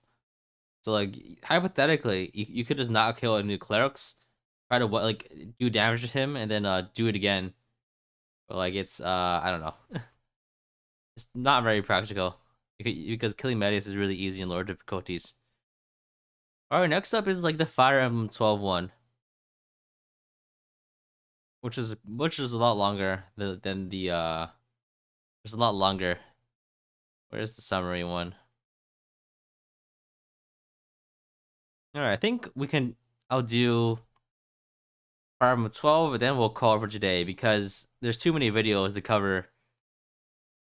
Because after that, I do Awakening, I do Days of Ruin, then I do Conquest, and that's easily like at least 4 or 5 hours of footage. I'll probably try that next week because I don't really have streams planned. I'm not gonna start Rev yet, so I literally cannot finish today. Sorry, so all right. So let's do another 30 minutes of Fire Emblem 12, and then I'll resume watching the rest of them in next stream. Probably not tomorrow, probably next week. I begin my Fire Emblem 12 Lunatic Iron Man by creating my customizable avatar character. I choose to take advantage of the customization options by deciding not to use any of them. I will proceed with the default name and portrait. For my character build, I decided to make Chris into a knight. For the background, I choose Priest Child for the +2 defense. Then I choose Beauty for the +1 base and 10% growth for skill and speed, and finally Recluse for a +15% strength growth. I sally forth and proceed to die in the prologue 4 times in a row. Lunatic difficulty is bullshit. I hate this game. Prologue. Yeah, Lunatic Fire Emblem 12 is kind of bullshit. I'll probably try it again. The next time I look Fire Emblem 12, it'll be on Lunatic Reverse though. But like, given all the adventures I give myself by like exploiting time travel, I can probably make it. And so I'm not sure if the infinite money strategy in the arena works in Lunatic Reverse. Prologue 1 of this Fire Emblem 12 Lunatic Iron Man features only 2 enemies and even fewer decisions to make. I defeat the first soldier and then move on to fight Jagan, the first boss. Fortunately, to my understanding, the first few prologue chapters in Fire Emblem 12 are secretly rigged so the bosses will never crit you, so there is no chance of dying instantly on the first chapter by a 1% Jagan crit. I defeat him without much fanfare. Prologue 2 of this. Am I going to do a series like this for Visteria? I think I might. I'll try it. I think people like these step series even if the game isn't that popular, so maybe I can convince people to play Visteria Saga with it. Fire Emblem 12 Lunatic Iron Man is also barely a chapter because there is really only one way to play through it. Just like most of the prologue, you start inside of a map that is so small that it is comparable in size to a New York City apartment that costs $5,000 a month. Luke targets Ryan, so I run him to a fort and use a vulnerary. While he does this, I hit him with Chris until he dies. Fortunately, I am blessed with a great level up, giving me the 3 speed I need to not get doubled by fighters in Prologue 3. I repeat the same process for Roderick to complete the chapter. Prologue 3 of this Fire Emblem 12 Lunatic Iron Man can be accurately described as a knife fight in a phone booth with 8 participants. There is hardly any room to maneuver in this 7x9 tile map.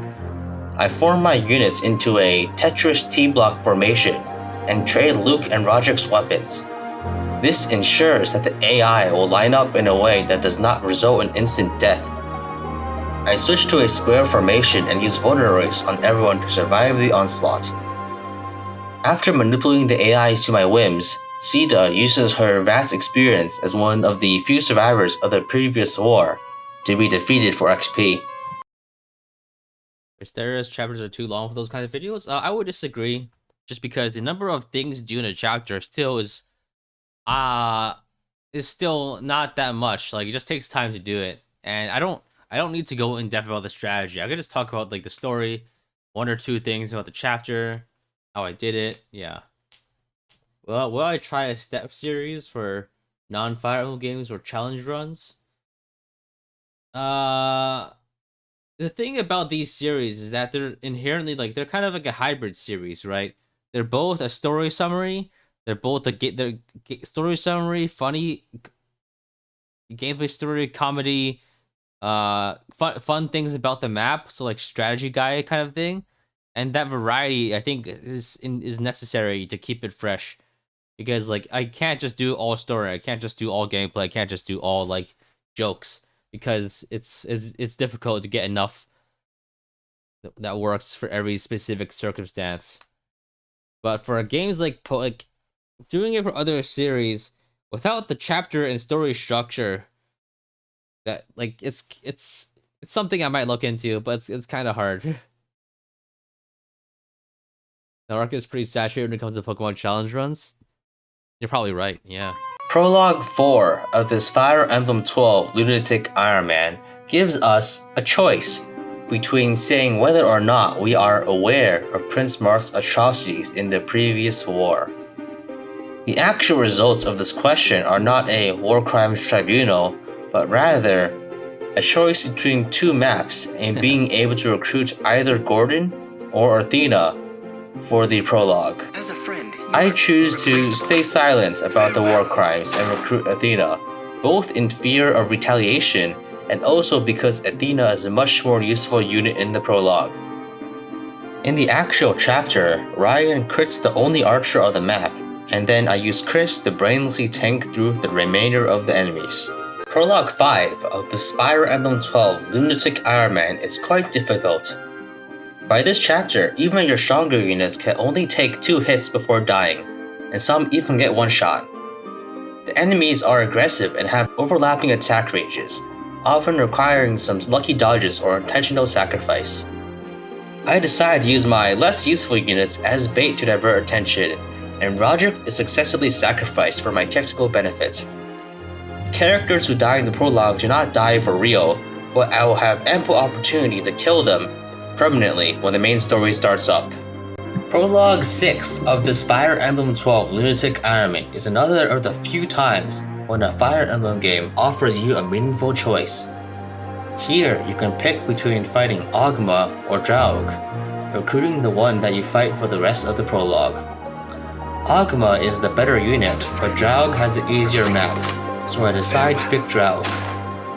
I arrange my units in a formation that lures only the first 2 soldiers on the first turn. This allows me to take down each of the enemies one by one without any losses. Prologue 7 of this Fire Emblem 12 Lunatic Iron Man gives us another weird dialogue choice that decides the next map. This time the choice is between recruiting either Kain or Est.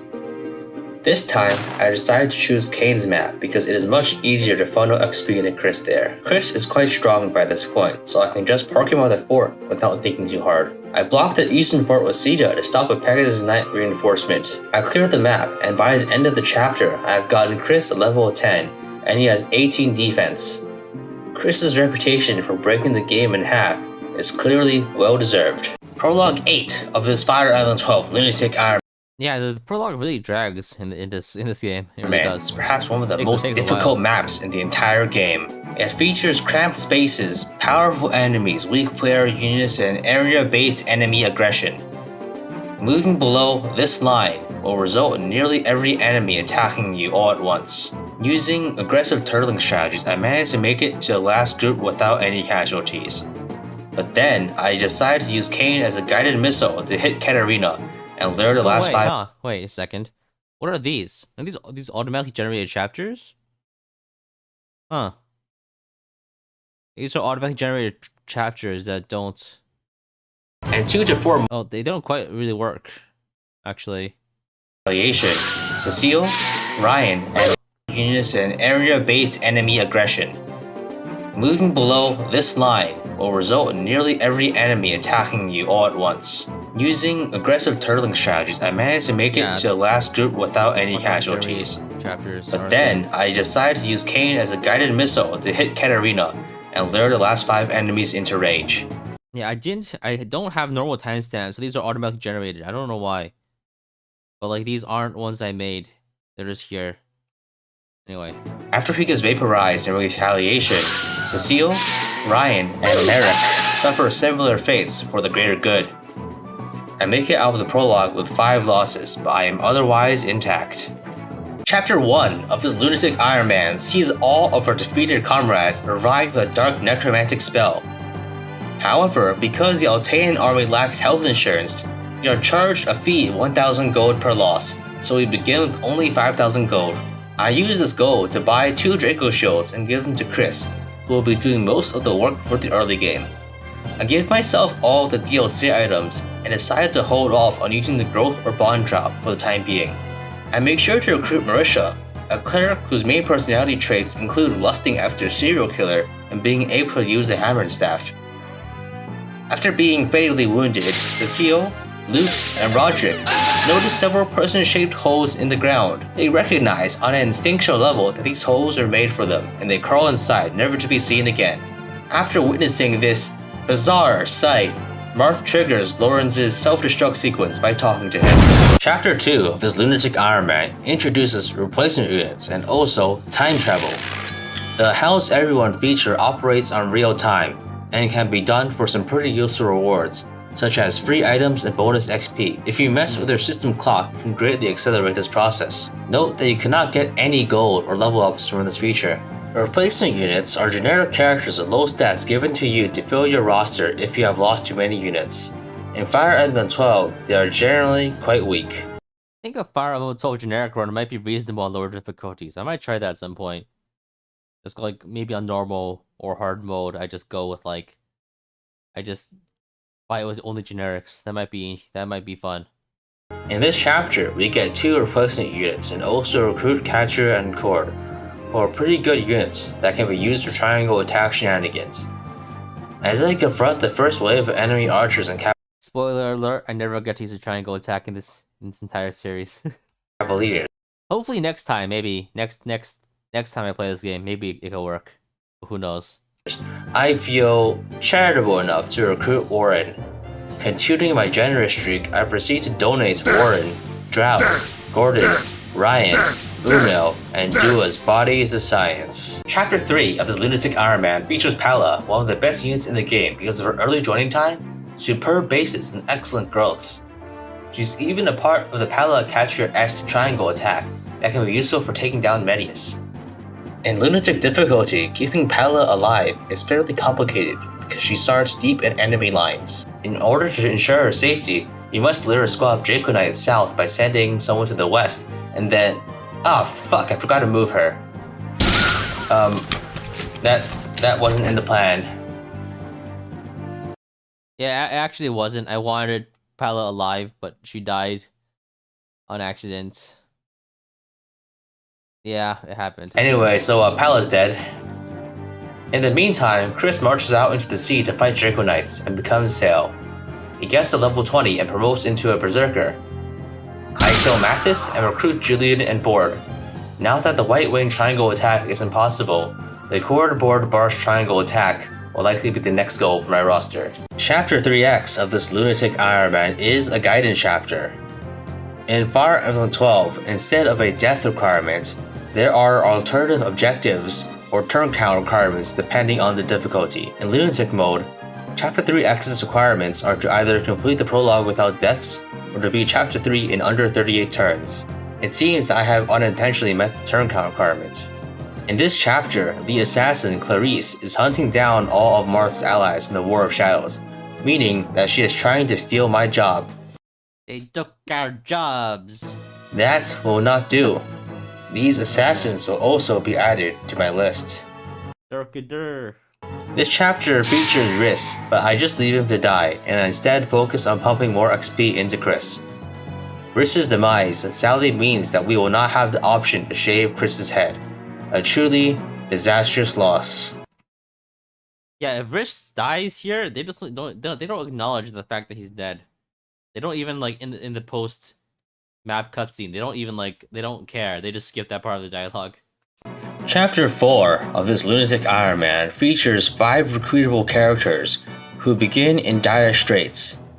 Ubello, Yulia, Agma, Sirius, and Castor start on the other side of the map, surrounded by thieves and pirates intent on killing them.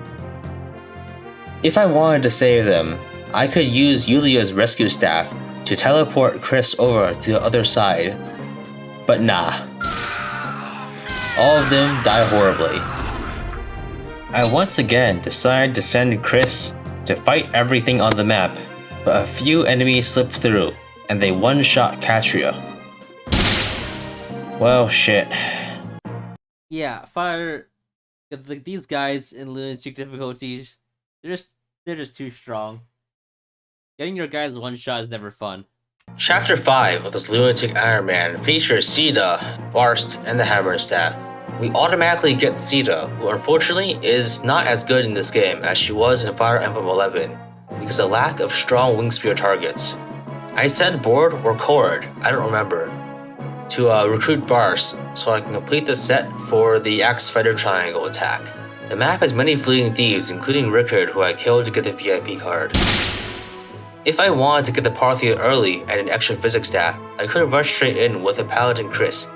But fighting multiple mages and George, who has a crit chance against Chris, is risky.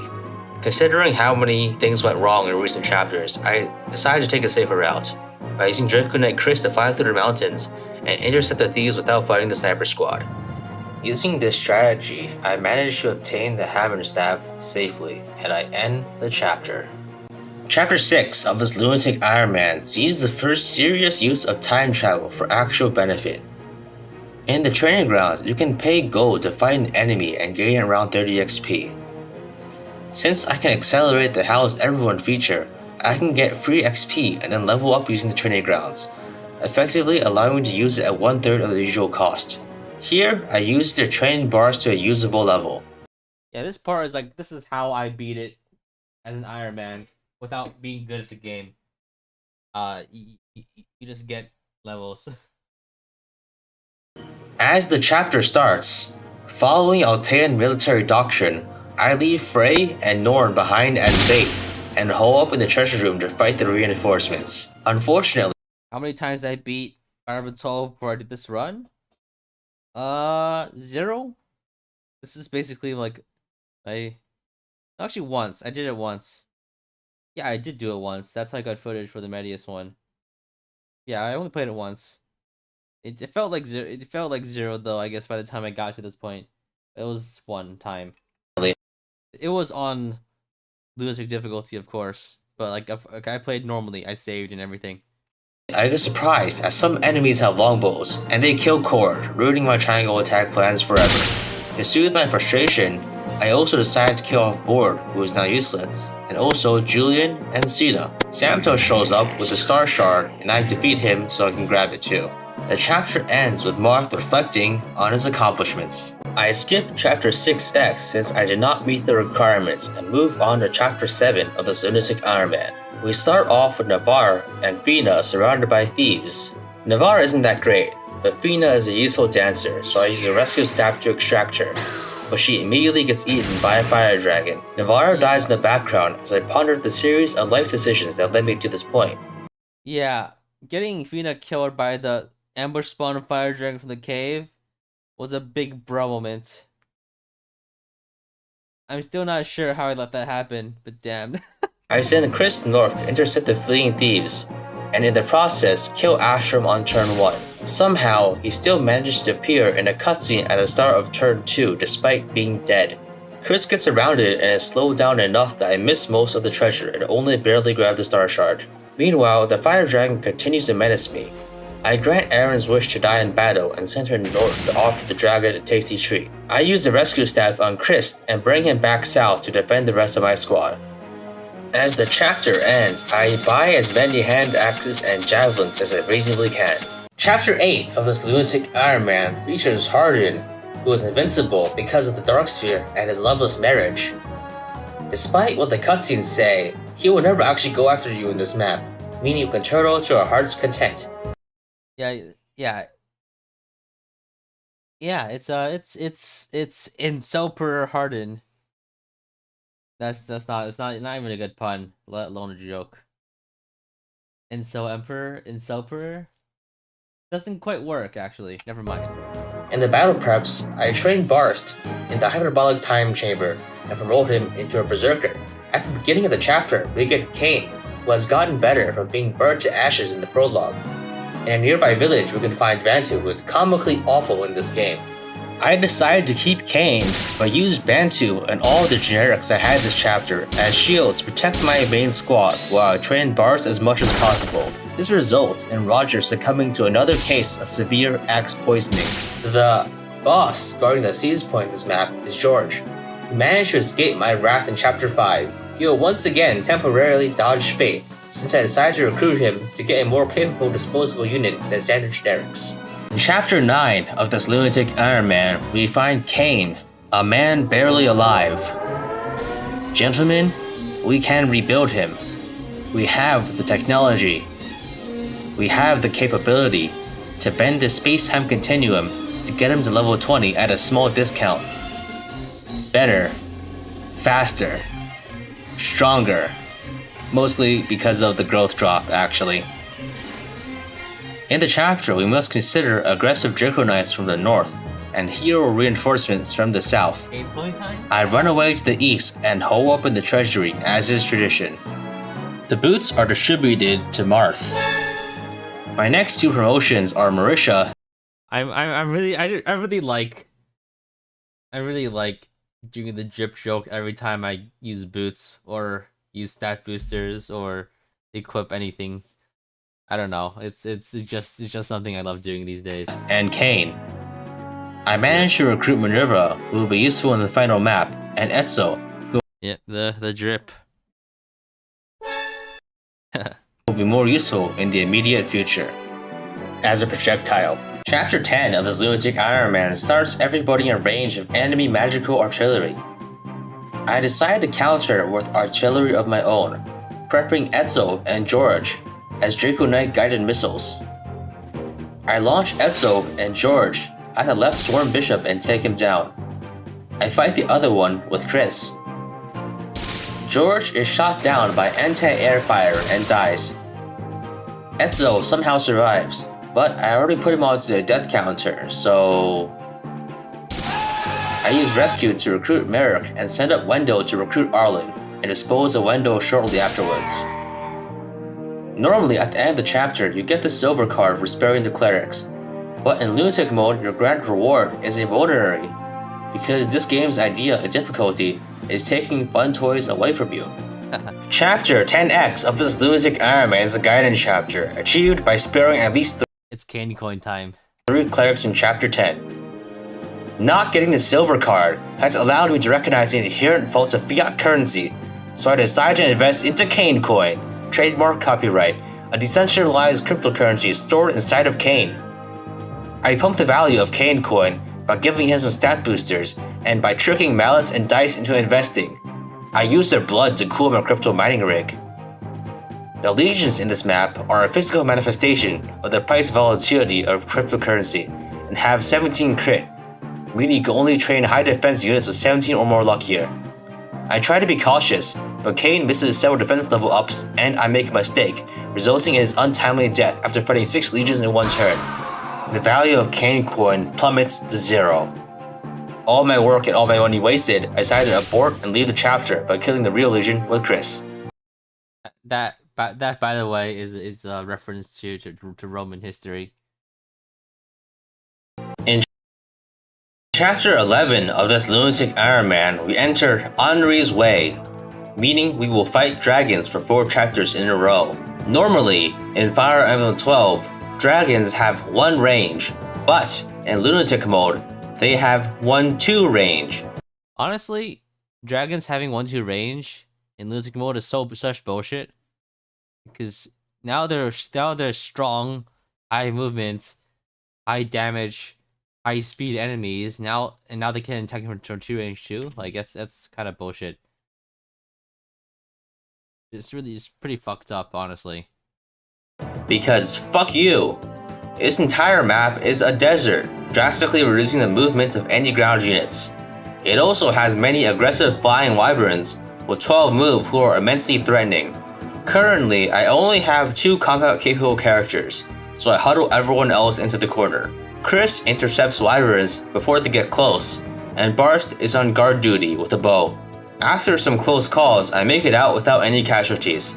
I put a decent amount of training into Barst by killing Jake and the stationary enemies. As the chapter closes, Tiki confesses her love to Marth, but it turns out it's just Zane pulling an epic prank. Chapter 12 of this lunatic Iron Man is quite challenging, and I don't have much room to mess around. This map is filled to the brim with incredibly powerful fire dragons and wyverns, not to mention the deadly area-based ambush reinforcements. If you're not careful or knowledgeable of the map, you stand a good chance of dying instantly. I sent Chris out to fight the initial onslaught and kill Daros in the process. The final and most dangerous group of reinforcements triggers when you approach the boss. Normally, this is avoided by seizing as soon as possible, but I go for a different strat. I positioned Chris, arranged the top and middle reinforcements, and occupied the lower forts. I sent the generic Antony as a heroic sacrifice to trigger the final group of reinforcements. The plan succeeds, and all reinforcements are either blocked or lured into attacking and being killed by Chris, completing the map. Chapter 13 of this lunatic Iron Man is a more chill chapter because there aren't as many aggressive enemies and the map is covered in snow. Unfortunately, I still only have 2 combat capable units, and training my weaker guys is a risky proposition against tanky ice dragons that have crit chances. We get 3 characters with stupid names at the start of the chapter: Raiden, Belf, and Roberto. Belf and Raiden are actually surprisingly decent, but Roberto was kinda bad. We can also recruit Beck, who sadly in this game does not have a ballista. Recognizing my need to kill off at least a few characters every few chapters, and because his name lines up with the iconic voice line from Sekiro, Roberto meets his end. I buy some physics stabs at the secret shop and make sure I move on to the Gaiden chapter by taking down the thieves. Chapter 13X of this lunatic Iron Man is a Gaiden chapter. Yeah, this one is like another format break chapter. I like to do these every now and then, but this one probably overstays. Whose requirements are to guard military secrets. Select portions of this report are redacted. This is a map containing and various other. In Fire Emblem 12, you can only see piles away and have no means of improving your vision. Enemies must be sighted before you can attack them, but they can attack you with impunity. In this chapter, joins, but is much less useful than she was in the prologue. I sacrifice and as spotters to defeat the enemy, and I make sure to grab the shield, which is critically important for Chapter 14 of this lunatic Iron Man is a chapter where you will normally get the warp staff, But in Lunatic difficulty, you instead get a Fortified Staff. This sadly also locks you out of the secret shop in this chapter, and you cannot get the alternative Dragon Stones or Tiki or Nagi. Yeah, this one is also kind of bullshit, because like this removes any utility Tiki and Nagi have until like the final like 3 or 4 maps when you fight dragons, right? Because there are no dragons until like chapter 20.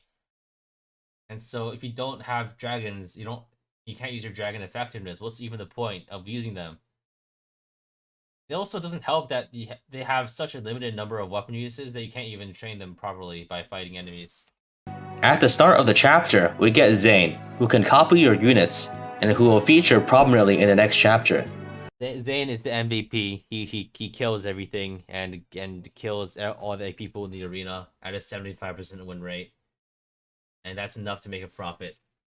I take down the thief and then set up. Are the stones even that good? No, they aren't. They really aren't. But you can buy them and they're cheap. And they let you train Tiki and Nagi. And which makes them good, right? But it's not good enough. A defensive formation on the left side. I send the generic Aurelius to trigger area-based enemy aggression and then go to town. Once I clear the map, I go to the central chamber and give Goto the Star Shards, and obtain the Light Sphere and Star Sphere.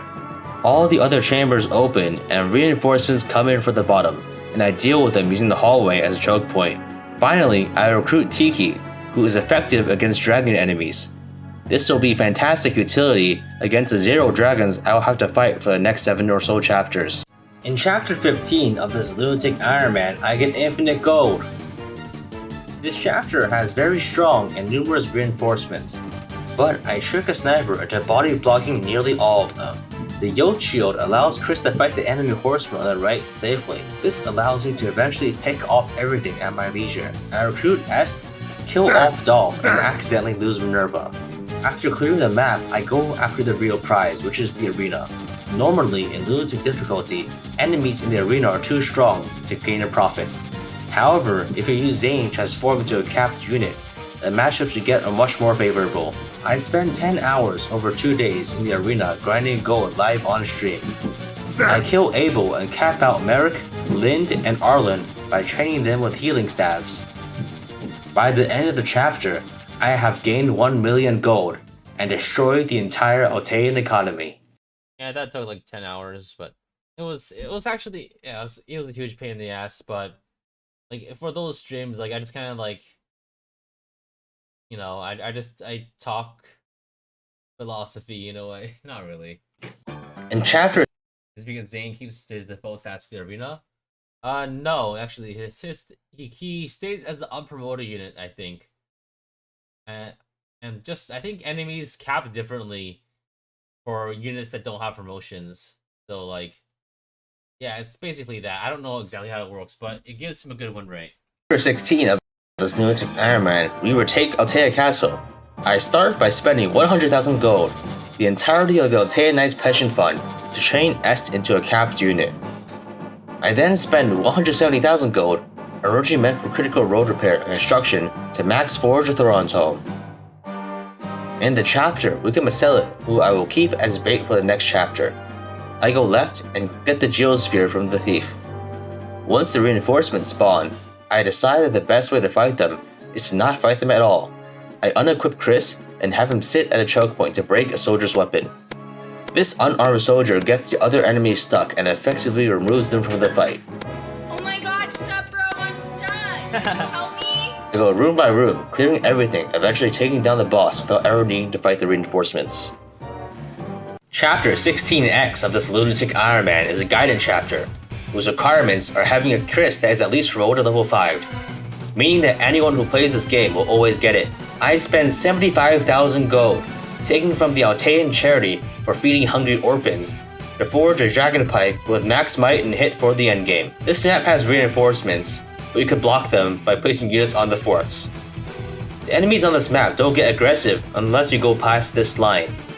This makes things slightly complicated if you play like a normal human being, but fortunately I don't have such weaknesses. Marcellin is our proverbial and literal canary into the Shadow Monster Field coal mine, and he dies. I slowly take down the enemies and make sure not to accidentally kill Katarina, who I recruit by talking to her with Chris 3 times. They reminisce about characters that have been dead for 15 chapters. Chapter 7. These funding jokes are too good. Well, I already know that the money for those jokes came from the Altean charity for hungry orphans. It was embezzled. Oh, maybe it came from the stimulus. 17 of this lunatic There was a PPP loan for it. I don't know. Iron Man is filled with strong Arcanadian soldiers and weak Grau recruits. The conceit of the map is that the Grau recruits are there unwillingly and that you should spare them. In the battle preps, I spent the entirety of Altea's education budget, 75,000 gold, on forging another dragonpike with max might and hit. A thief on this map has no Nosferatu tome, but going after him is really not worth it because it triggers extra reinforcements. I clear out the initial Draconites, recruit Tomas, and then move down to the final chamber. I decided to spare the Grau soldiers so I can recruit Sheena and Samson to have more warm bodies for future chapters. Since my roster is too big to get disposable replacement units, I will have to substitute them with actual characters. What a time we live in. Chapter 18 of this lunatic Iron Man is a strange but fairly easy chapter. I actually forgot to do a forge of this map for some reason, so oops. The gimmick of this chapter is that you need to rush west to the village to stop the Aurelius Knights from clapping your cheeks. In lunatic mode, however, there are 4 paladins who can intercept you. I kill one with Est and another with Barst, and I managed to get through. I talked to the King of Aurelius, who doesn't actually have a name and is just called King Aurelius. The reward for this gripping dialogue is the Life Sphere and an intact sphincter. The Aurelian Knights retreat, but they'll be back next chapter. At the start of the chapter, we get Frost. I volunteer him for tribute to trigger enemy aggression. Using my fires, I mess with the enemy pathing to fight smaller groups individually. I defeat them and move on to the next chapter. Chapter. Yeah, after this, I started doing a lot of like animatics. I guess I tried to do that for like I tried to do like infographics for the video. I'm not too sure if people enjoyed that. 19 of the it was a lot of work, I guess. This lunatic Iron Man has some of the hardest recruitments and deadliest reinforcements in the whole game. If you want to recruit the Wolf Guard, you must visit the village to recruit Roche, who recruits Violin, who recruits Sedgar, who recruits Wolf. It is a widely known fact that they are absolutely not worth the effort. There are Paladin reinforcements near the starting point, Draco Knights from 3 corners of the map, reinforcements from the palace, and a deadly wave of area-based ambush reinforcements when you get close to the siege point. Let's not forget the high-powered ballistas scattered throughout the map. Fortunately, you can bypass all of this just by killing the boss. I forge a max might hammer for 42,000 gold, depleting funds originally intended for Marth's gambling addiction, and I fly north to revoke the boss's Alive license. Roche dies when the village he's in is destroyed by a thief. Violin ceases to exist when the boss kill stops reinforcements, but I do have to kill Sedgar and Wolf manually. I clear the map, consisting mostly of isolated groups of stationary enemies, and I seize to end the chapter. Chapter 20 of this lunatic Iron Man is our final showdown against Hardin, Emperor of Arcania and world-renowned incel. I spent 132,000 gold, money intended to rebuild villages and cities destroyed in the war, to create a maximum forged silver axe. The moment you pass this line, you'll be set upon from both sides by dozens of basically capped units. However, this can be exploited by lacking enough dignity to spend 100 or so turns, exhausting all of the enemy's swarm home and longbow uses. After doing exactly this, I make a gallant charge directly into the treasury, which is no longer under the protection of Swarmtome sages. I spend 30 or so turns breaking enemy weapons to get every single enemy reinforcement stuck and essentially nullified. What are you doing, Steph? I set up an elaborate turn to kill Hardin and seize the throne in one fell swoop, but this ends up being unnecessary, since Barst gets a crit on the first attack and one-shots Hardin. We are on track onto fighting Medius and getting the good ending by some definitions of the term. By some definitions of the term is one of my favorite lines.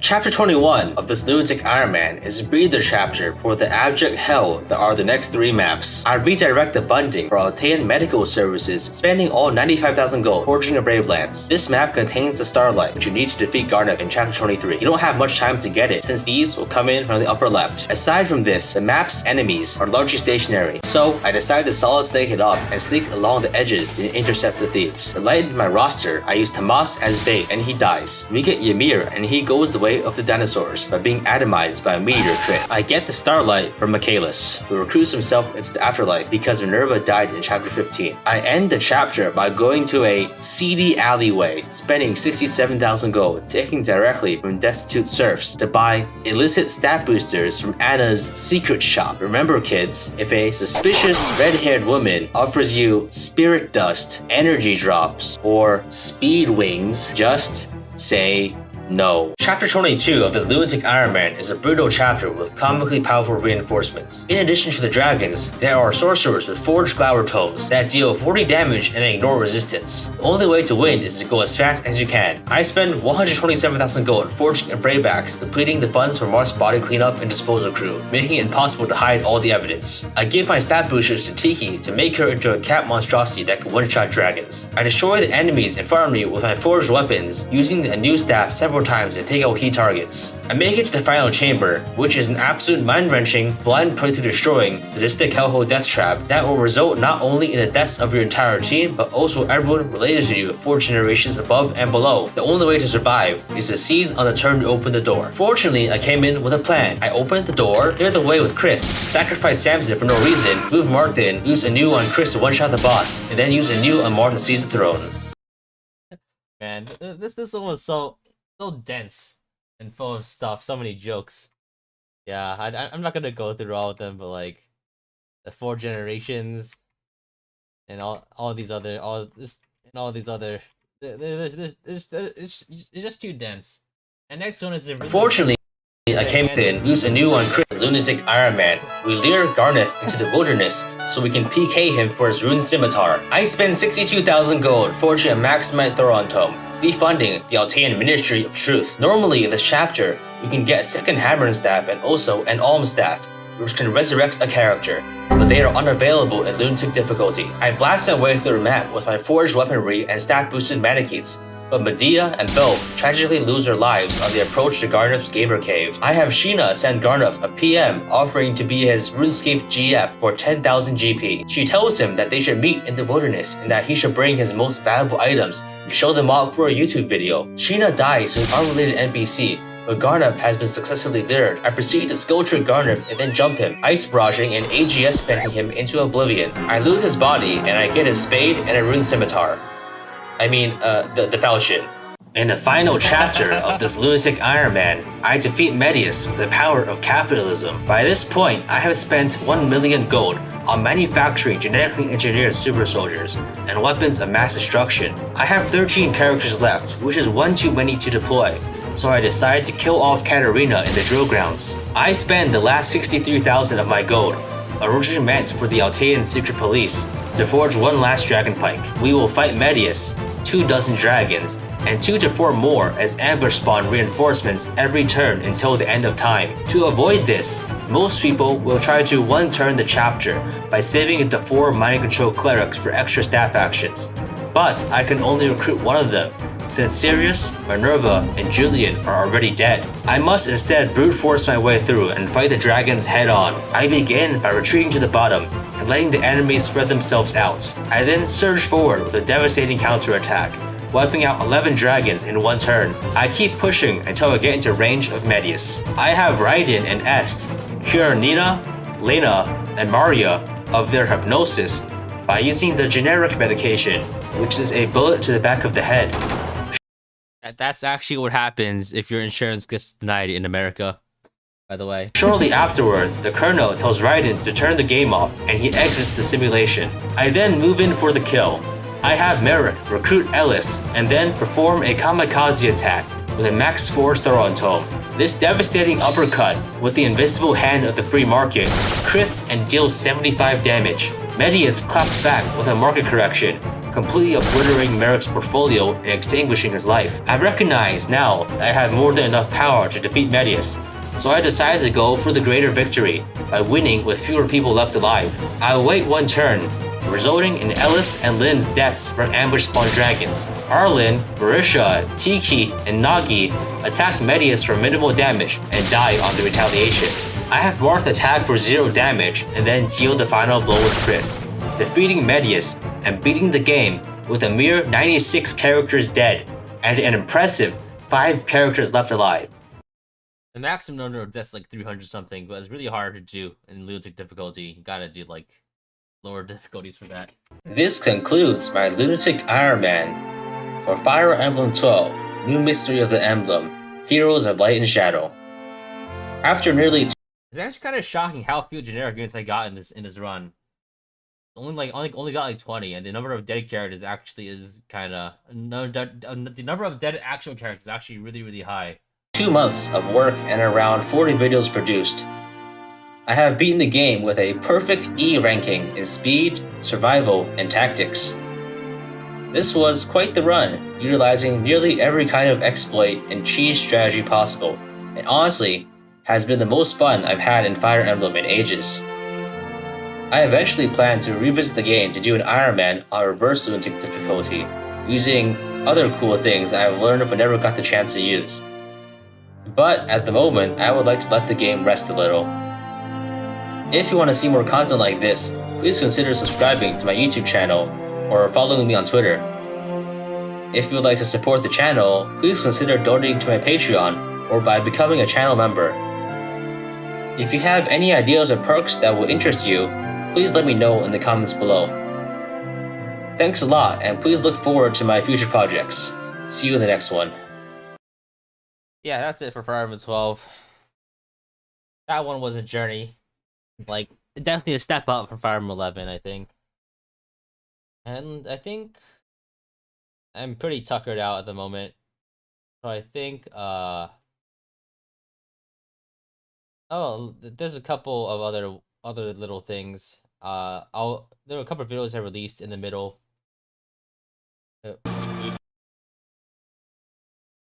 I think, let me go through them, and then I guess we can call it just a bunch of short videos. So, make sure you eat the weeds. I did that one.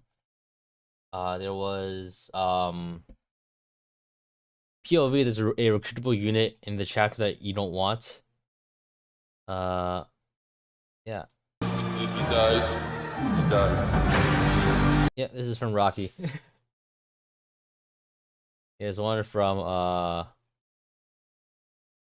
here's when there was no Fire Emblem news for a Nintendo Direct, and Kazuya threw Marth off the cliff. This is me pretty salty afterwards.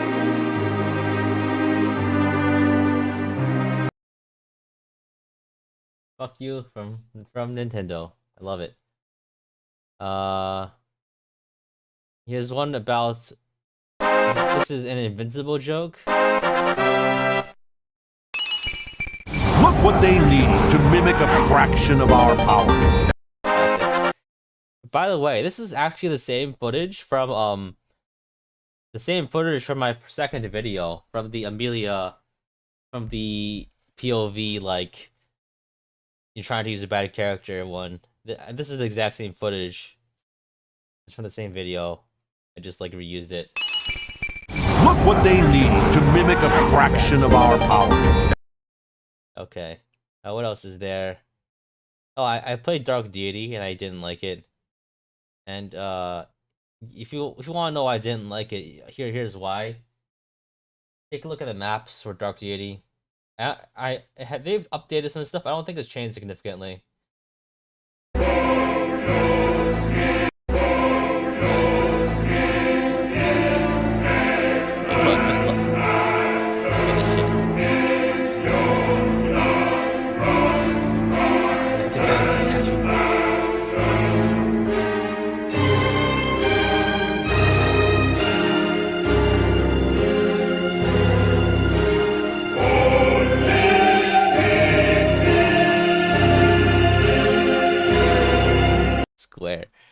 Yeah, I don't like that game.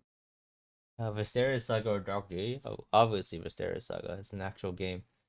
I talk about difficulty scaling, but that's a bit long. I made this one, but this one got. I made another video, but it got copyright claimed, so I'm not gonna watch it.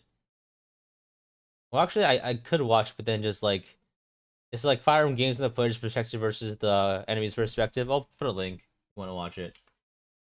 But like, it got copyright claimed, so I don't want to show on stream.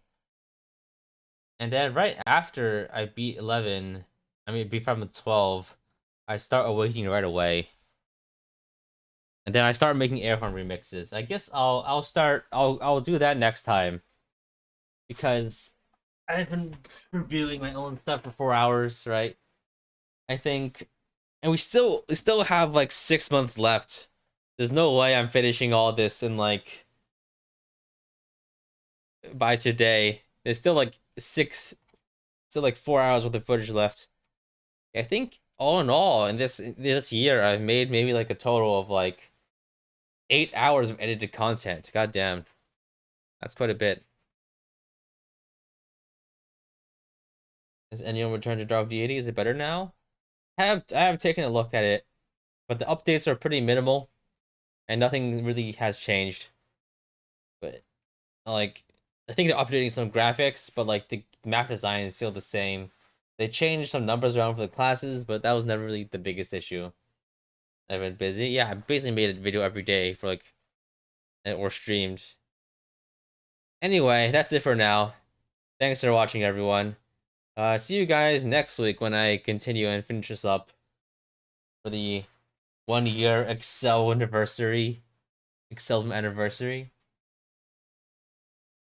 Yeah, that'll be it. Bye.